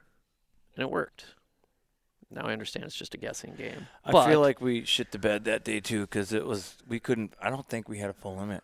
You guys were near. We took 10th and we came in with 7 crappies, 6 gills. Because we couldn't find our crop. We couldn't get all our crop. We got one we did find the one big crappie, and that was a team effort because we went to a spot that we knew in the past that holds big crappies. Not a lot of them, but it'll hold them. So, and we were down to the wire. There was like an hour left or something, and I just started punching holes and cammering like crazy, and Joel was fishing. And then I saw a big one tucked in the weeds off the distance to where I was at. And I called him over. I said, there's a big one in these weeds. Come catch it. And he came over, and I just kept searching, and he ended up catching that one. And that was the big fish of the day. How big was it? I don't remember. It was decent. It was like 12, I think, 12 and a half, something like that. There's bigger ones in there, too, but nobody really found them. And again, that one was almost like kegging them up for us because pre-fishing I found some really good ones the day before. Yep. And then just couldn't get them. I caught a walleye that day, tournament day that morning too. That's cool. We that was another spot that when I was pre-fishing, I really didn't have much company. There were some people kind of fishing on the edge of us, but not right where we were fishing.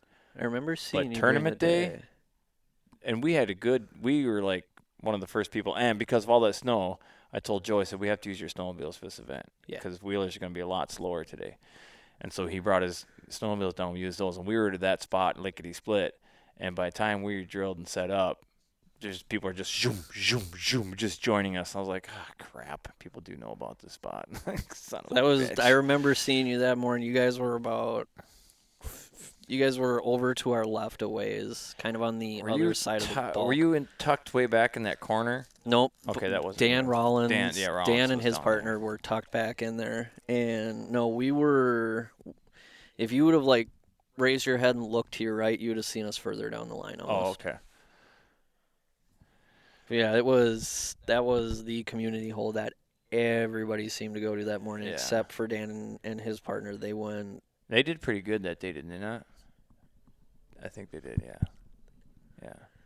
They did good. They also did something that, and I was talking to, who was I talking to about this? I don't remember, but they pre-drilled their holes the night before, which I thought about doing, but I didn't. And there's a weird thing about that for me. like obviously there's nothing in the rules against that. There's nothing against the state rules doing anything of that. There's a weird thing in my own, and I'm not saying don't do it. That's not what I'm saying at all. But for me personally, there's something I don't like about it. And Well, I don't know, but I need to start doing it. Like it's a good strategy. Instead of wasting time drilling holes, you can just kick the snow out and start fishing. Part of me says that's just really smart. Like it is smart, and I understand that, but that's too smart. What I'm trying to, I'm doing a terrible job at articulating this, but I don't know what it is, but there's just something I don't like about it. It's probably just some very literal person, and so I feel like the day of the tournament should be the day of the tournament. Like go out, drill your holes, catch fish. Not drill your holes the night before and catch fish in the morning. You know what I mean? Again, I'm not speaking out against it. I'm not saying we shouldn't do it. I'm saying I should do it. I need to get over that. And if the weather allows, and it's then my holes aren't going to freeze the next day, like I should, even if they do, because I'm still going to be able to pop them open faster. So they went out like at 8, 9 o'clock at night the night before the tournament and punched all their holes. I think so. Pretty sure.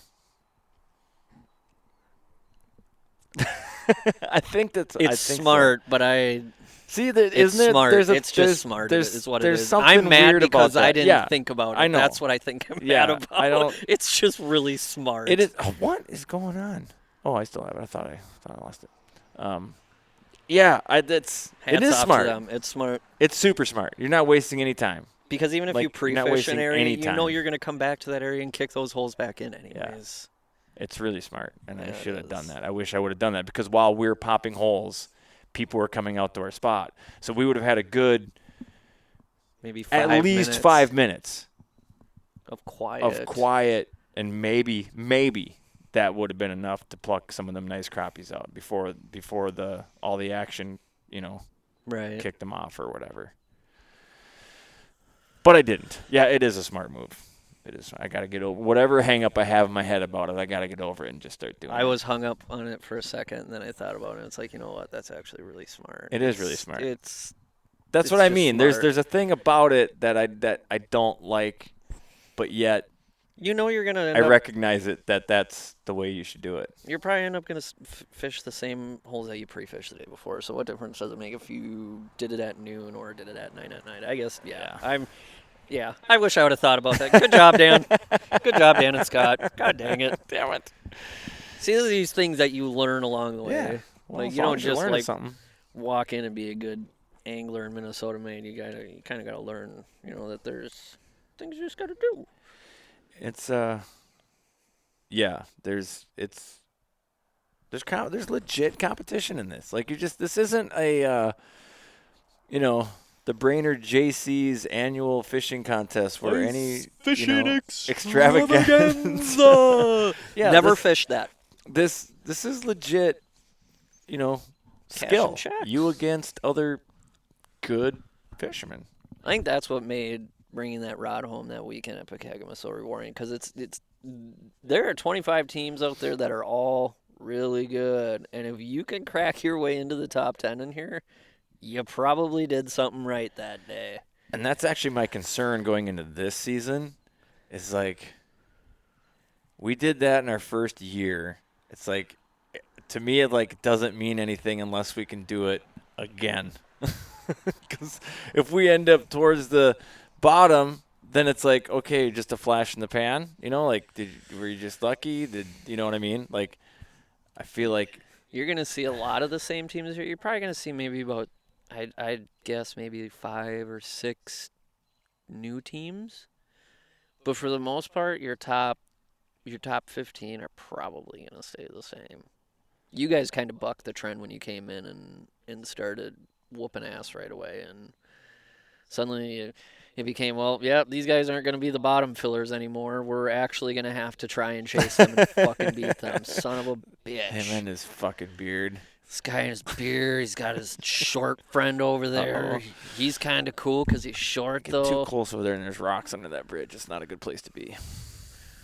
But it's like, crap. And this guy's, he's He's a guide, I think. I mean, I don't know. He's got a That's Yeti. not He's renting fair. out.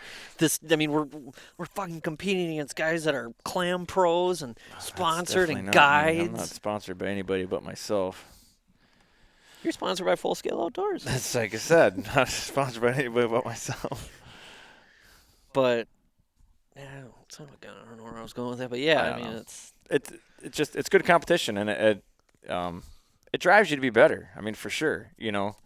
And that's why I said we went into it. We were cautiously optimistic because we kind of fished. We're pretty competitive the way we fish. The way we just never were okay with. Oh, we got some action out there. Something's jumping.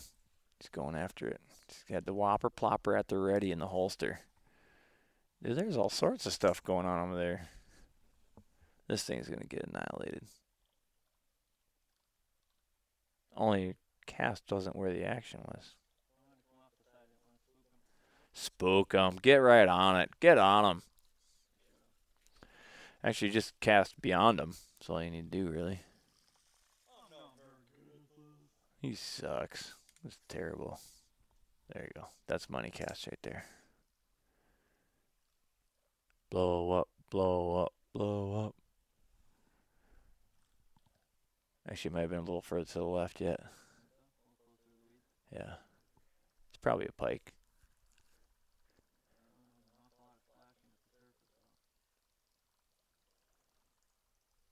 When the bluegills are starting to go to sleep, starting to get dark. What time is it? 16 after. We gotta hurry up and get the rest of the season. I gotta probably wrap this podcast up here pretty quickly. I was reeling. I'm doing a bait check, reeling in. I just made Squeaks pee a little bit. He may have pooped just a little bit.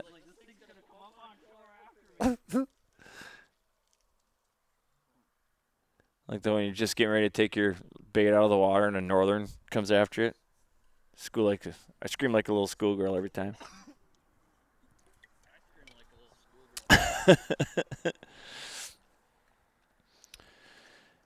So I'm hoping that I'm sure hoping for another top 10 finish, but I want one of them damn plaques. I want to win an event. Bad. Like real bad. I wouldn't even, I can't even really honestly say that because it would kill me if it, came in way down, towards the end. But if I did that and at least won a event and then just shit the bed the other three, at least I'd have a plaque. That would be something. We might have to start like slashing tires on those boys though. Dude, they're legit. The boys, they're kids. I mean, they're still in high school, I'm pretty sure, right? No, they're out of high school now? They're out of high school, but not old enough to drink. Not out of high school, not old enough to drink. And they're just kicking ass and taking names in this league. So they got a bright future ahead of them when it comes to that. Yeah, they're definitely doing something right. That is for sure. What's that? They're sponsored, like Beyond Clam sponsored. Oh yeah, they do have a bunch of sponsors, but that's neither here nor there. That's just good networking, good connections. But at least they live up to the sponsorship. They're not, somebody sponsored that's not winning anything. They took the whole deal. Was this 2 years in a row for them? Yep. Yeah, back-to-back team of the year. Had they gone by like total weight for the year? Yeah. What was voted on at the start of the year, what was denied? They would not have won. Oh, well, I'm okay with that. I don't like total weight. Because you're fishing individual events. Every lake is different. Every day is different. Weather's different.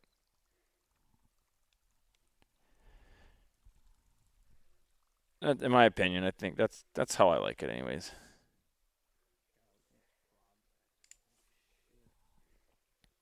Because all it would take, if you did a total weight, if somebody just had like one lights out day, And then average days the rest of the way, they could win Team of the Year. Like, I don't think that's. That's why everybody said it has to be based off consistency. Yeah, it has to be based off a point system. Oh, there's a fish. Oh, yeah. I don't know, not really. But he smashed it. That sucker, I'm sure.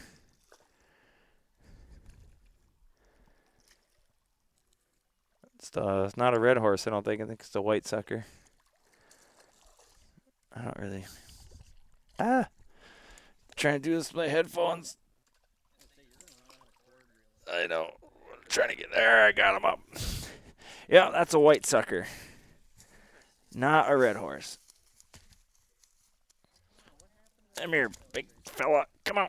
Come on. About the same size as that red horse, though. Come on, dude. Stop flopping. You're going to go back home real quick if you just stop moving around. He doesn't want to stop moving around. Oh, my God, dude. You're killing me, Smalls. There we go. Well, that's, Oh, he's missing the bottom tail. Whoops. Bye. You going to make it, buddy? He just so close. He just slipped out of my hands and rolled down towards the bank. There you go, bud. There you go, pal. All right. All right, I think with that, I'm going to... there's another thing I wanted to... Oh, you don't even have your headphones on. I'm talking to you, but I don't think anybody else can hear you.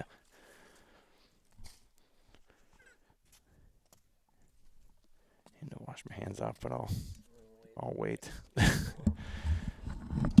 have a little bit of slack here. I'm going to try to get down to wash my hands off, but... So, yeah, we're looking forward to next season ice fishing. But one of the things I was going to talk to you about, which we didn't get to yet, was you do a lot of kayak fishing. I do an awful lot of that. That's my getaway. Like, no offense to everybody in the world, that's my escape from everyone. I don't know why that would be offensive to anybody, but some people okay. don't like to be told that I don't want to be around them sometimes. Oh, that part. I thought you meant, I was like, I don't think fishing out of a kayak really offends anybody, but okay. It does because it gives you a reason to not go with anybody. So, like, I'll get a message like, hey, what are you doing this week? You want to fish? It's like, yeah, but I'm going to be in the kayak. Sure. Oh, so that means you don't want to fish? Yeah, I want to fish. No, You got a kayak? I told you I'm going to be fishing, just not with you. Correct. So sometimes it's hard to, like, tell people that, but kayaking is, for me, it's just, kayaking, in a weird way, I kind of compare it to bow hunting for deer.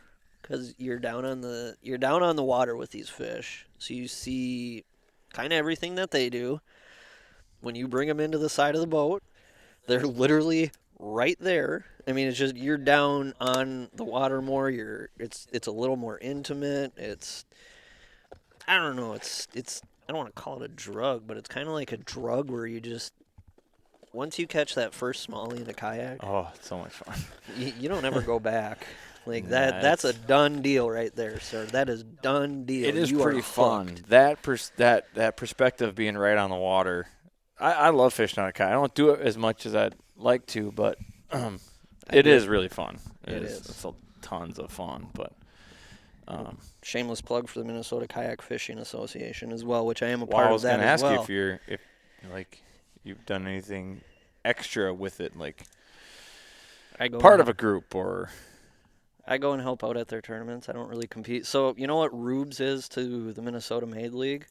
That's kind of what I am to MNKFA sometimes. I don't show up. I don't want to fish it. I don't have any interest in competing because I get that out during the wintertime. I just want to come, hang out, help out, whatever they need. I'll do it. Perfect. And at the end of the day, I just go home. I don't have to worry about where I finished for the day. Gotcha. How big my bag was. All the stuff that you'd worry about on a Maid Sunday. I want to be around it. I don't want to have to exert the effort to do it. How does that work? That sounds interesting. So I do like competing. It's fun to kind of sit back because you stay back at the scorer's table, and how kayak fishing works is obviously you don't have a live well, so you can't throw these fish into, but everyone has, like a bump board or a catch board, and they have to check it in the morning and make sure that it's legal, and then they can go out. But that's how fish are scored. So you catch a fish, you get it on your board, You take a picture of it with your phone and make sure you have your identifier tag so that we know it's actually from you. It's from that day. From that day, yeah. Makes sense, stuff like that. And that's how it's scored. So you actually get to sit, like I sit back at the scorer's table, and because during the day when everybody's out fishing, there really isn't a whole lot to do. And you get to watch all these catches come in. I enjoy that part of it a lot. So too. you text it in when you catch one? Yep, like there's always a guy that runs it, and every weekend that I do, it's always a guy named Tony, and Tony takes care of it, and everybody texts their pictures into Tony. So throughout the day, he's constantly updating the sheet because he's got a spreadsheet that he keeps. Everybody's on that way. You know, once they send it in, he can say, all right, this 16-inch fish, he's got a 15-inch in his 5 bag right now. We'll kick out his 15-inch, and 16 will go in there. So we're constantly updating, and Tony's constantly doing this throughout the day, which is a thankless job because it's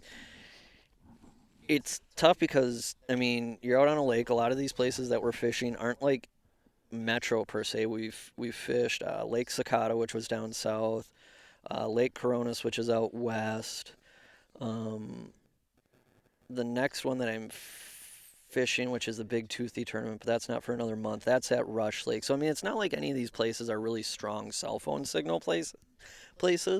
So he's getting them during the day. Sometimes people are having to come in at the end and re-verify it. And there are times where we've missed a fish, counted everything up, announced the standings. The guy's like, well, wait a minute, I've got this.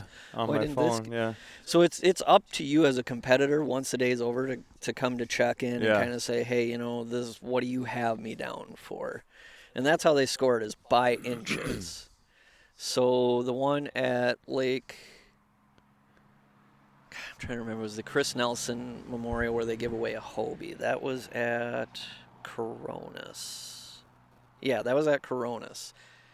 And the winning bag for that day was 89 inches. So it's not done by weight. It's done by total accumulated What, is inches. are these bass or are these? Yeah, it's bass. Okay. Sometimes they do have like pike tournaments. Is it 5 fish? Yep, your best 5 fish. And then pike tournaments, usually it's either your biggest or your best 3. Depends on the day and how they're doing the rules. Ow!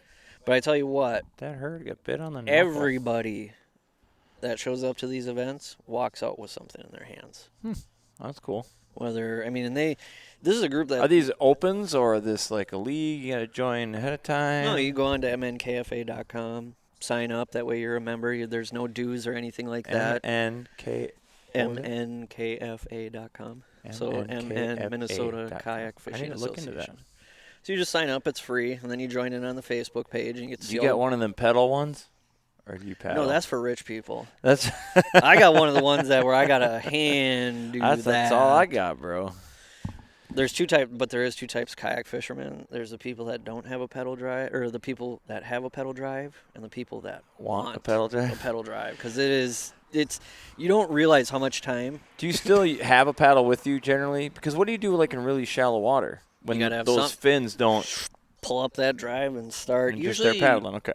Usually you have like almost like it's like a canoe paddle in a way, and it's a really miniature version of a canoe paddle, just because when you have a drive, you're probably not going to be using your paddle a lot, so they don't give you a very nice Gotcha. one. But, yeah, I would... Yeah, I always wondered that 'cause I saw the pictures, and they got those fins that hang down. I'm like, well, what are you going to do if you're in a foot of water? But so that makes sense. Okay. Pull them up. Yeah. And that's tough on a river, too. You got to think about where you're floating through rocky stretches of the river. That's sure. You're going to run into trouble with those. Break those things off. And those drives in the Hobies are worth more than my kayak, period. Really? Yeah, they're like $700-800 pedal drives. Good Lord. I paid $500 for my kayak.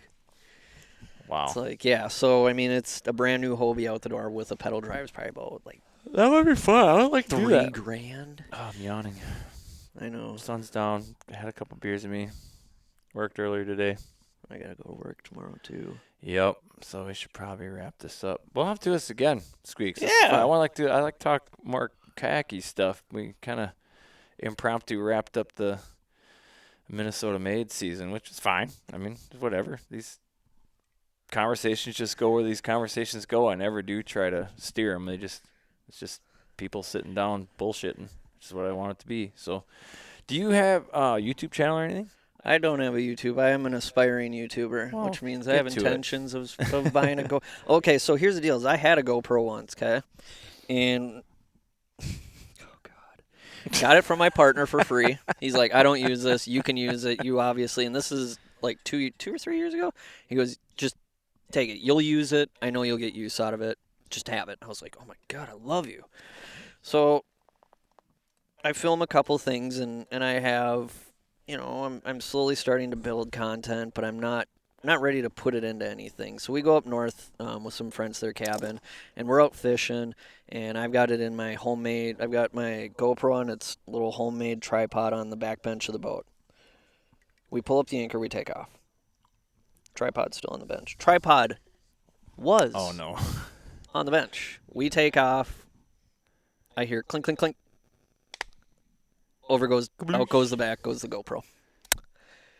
Down into 23 feet of water, where it still resides today with a memory card full of content and good stuff that I'm never going to get back. So since then, I've understood that I'm really bad with nice things. I shouldn't have them, so I don't.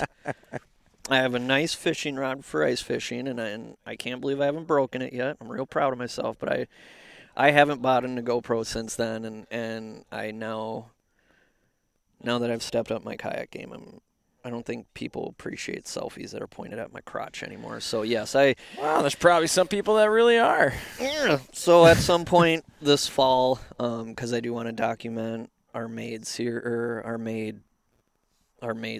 this year from mine and Dylan's aspect, and kind of show like a really in-depth, what goes into it, what do we do, the same thing that everybody else YouTubes and vlogs about. But at some point I will. I do the Instagram. I think my handle is Squeaks Lang. Pronounced, sounded, typed just how it sounds, SQUEAKS. All one word? All one word, I believe. Or you just look up Justin Squeaks Lang. Yeah, those are and I Snapchat a lot, but that's beside the point. And also shameless plug for the two places I do field staff for, which is judgesjawjackers.com. He is based out of Michigan. Does chatterbaits, spinnerbaits. He's a bass guy. Anything you could think of. like him Super fun already. website. And my biggest thing that I love about that guy is that I order, and in 2 to 3 days, even before I staffed for them, it was in my mailbox every time. Nice. When you want some and you know you got a short window to get it before the weekend, this guy gets it in your hands. So that was huge for me. And Real Trouble Fishing and Outdoors, who was the first place that ever took me on as a staff member, and they are wonderful as well. So And what do they do? they sponsor me and they take Okay. good care of me. Cool. Matt and Sarah run that page. Small following, so if you do jump onto the Facebook, Real Trouble Outdoors. Real Trouble Fishing and Outdoors Fishing and LLC. Hold on. I mess it up Hold on, I'm so often, Ow! but shame Bit on in the me. finger. I shouldn't be messing that up. Hold on. Let's do. I wonder if I'm. Now, real is spelled R-E-E-L. Dude, I'm a member like 8,000 of these things. All right, let's go. Real, REAL, R-E-E-L. OEEL. Yeah. Fishing reel. Gotcha Okay. on that one. Yep. Real. Trouble. Oh, it's right there. Real Trouble Fishing and Outdoors LLC. And I post a lot in there. I try to stay active. And I got the check mark there. I'm already following them. So. Perfect. Yeah. So, yeah, those are the two. Squeaks Langs, Real Trouble Fishing and Outdoors LLC. So those are the two places that Cool. I do my best to spread the good news about, especially. And Judges Jawjackers actually sponsor. So Real Troubles Fishing and Outdoors LLC is a Facebook page, if that makes sense. Yeah. So they're one of the Facebook groups, and Judges does sponsor them, as well as Icewell Live Wells, which if you don't have an Icewell Live Well made by Frank Wilkins, let me tell you what, they're just as handy as the Kender's hoodie. They're not quite as I got to take it out every time because I don't always keep fish. But when I know I'm going to keep fish, Icewell Live Well comes with me every time. Every time. I think I've seen those. I haven't used one. I've never actually really seen one. One of the guys in Maid League uses Dude, it. I don't have bait again. Whatever, I'm done. One of the guys in Maid League uses it, and we will be that team this year that will also be using ours because they're awesome. So I'll have to check it out. That's my check it out. They're that's not my shameless plugs. plugs. That's what you're supposed to do. That's why you're on the staff. That's true. This It's is why really I weird being always that. invite people onto this podcast. Like, the single hardest thing, and I've said this a zillion times, about this podcast is getting people to commit to being on it. Like, when you're talking, they're like, yeah, that sounds great. It's going to be awesome. Blah, blah, blah. And then you actually try to pick a date, and even sometimes you do pick a date, and then you get close to that date, and then they cancel, and it's like, oh, my God. It's like, I'm promoting I'm giving you A platform. a free platform to push whatever you want to. I mean, come on, we're just going to talk. We're going to shoot the shit. But, yeah, if you're a pro staff or you're field staff or somebody, or you got your own channel that you want to pimp out, whatever it is, let's talk about that and let's get that out there. It's like, you wouldn't think something like this would be that hard to convince people to do. I can't believe you actually allow me to come on here and flap my gums all Well, evening. whatever. I'll take anybody. I'm desperate. No. Joel and I talked about this last week. We were thinking maybe doing a catfishing, fishing, and podcasting thing, and this actually worked out pretty decent.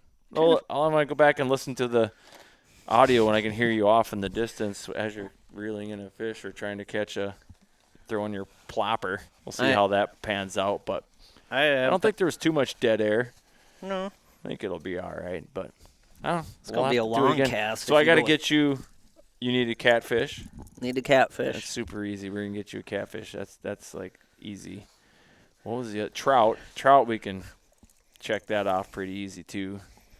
There's no trout places besides like muskie. Yeah, you got to go south for or really north in Minnesota here for trout. I hear Owatonna area is great for trout. Really? That's just what I hear. You got weird friends, I think. I hear a lot of things. You got really weird friends. I'd go further south and east if I were you. Interesting. Whitewater State Park. You'll catch trout there for sure. I got a couple places closer than that, but I'm not going to say on here because they're already pressured enough. But muskie, I could probably. There's some about catching It's going to take a few outings. Yeah. Can't promise you catch one, but you'll see one. I just want to catch something that's as big as me, and most muskies that I see are probably about as big as me, so that would be neat. Well, if you're up for an adventure, you just got to go to South Carolina for that. Gar? No, big bull reds and sharks. I've been to South Carolina once for a softball tournament. We lost our first 2 games and spent the rest of the weekend on the dock catching fish on Lake Murray. Lake Murray? Oh, freshwater. Oh, yeah. We weren't that good enough to be near the saltwater. Saltwater's where it's at. Never fished saltwater So much either. fun, dude. So much fun. People are probably tired of me saying this too, but when you bring somebody from the upper Midwest to the saltwater for the first time and they catch a shark, I don't care if it's a 2-foot-long little rinky-dink Atlantic sharp-nose, bonnet head, whatever shark. Right. It's fucking cool to catch a shark. It just is. Like, it doesn't. The size doesn't matter. Now, once you catch a bunch of those, the novelty kind of wears off. But I promise you, when you get your hands on your first shark, you're like, dude, I got a shark. This is badass. It's like the first time shooting a deer. It's just cool. It's just I've caught a bunch of them, but I still think it's cool, even when I catch a little one. I'm just like, dude, sharks are badass. Sharks are badass. That's all there is to it. With that said, I'd love to catch like a 12-foot tiger shark or something. Would be really kick-ass, but There's a YouTube guy. All he does is just catch black tip H. Yeah. tip H. Yeah, he's branched out into a lot of other things, but yeah, that's how he got his start doing videos catching sharks from shore. It's pretty bad. He's got a pretty cool story.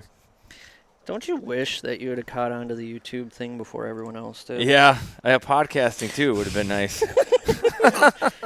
Dollar late. Brother. Yeah, everybody and their brother's trying it, but just keep grinding it out. We'll get her done. So, Right. All right, everybody listen to this. Go find Justin Squeaks Lang on all the social media outfits. Give him a follow. So he's got more people to get so he can shamelessly plug his sponsors. No, that's cool. That's what it's there for. So Shameless plug is like go my and do favorite that, word and too, then I think. pay attention if you haven't already gone and liked the Minnesota Made Outdoors. We'll give them a plug because Oh, we're yeah. both members. Go like them. So when the season kicks off this winter, you can follow along with the chicanery.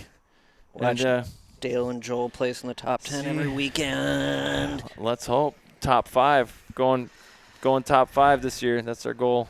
Well, one of our stops is my home lake of Green Lake. So if there's a weekend that I want to cash a check. Which Green Lake is that? In Princeton.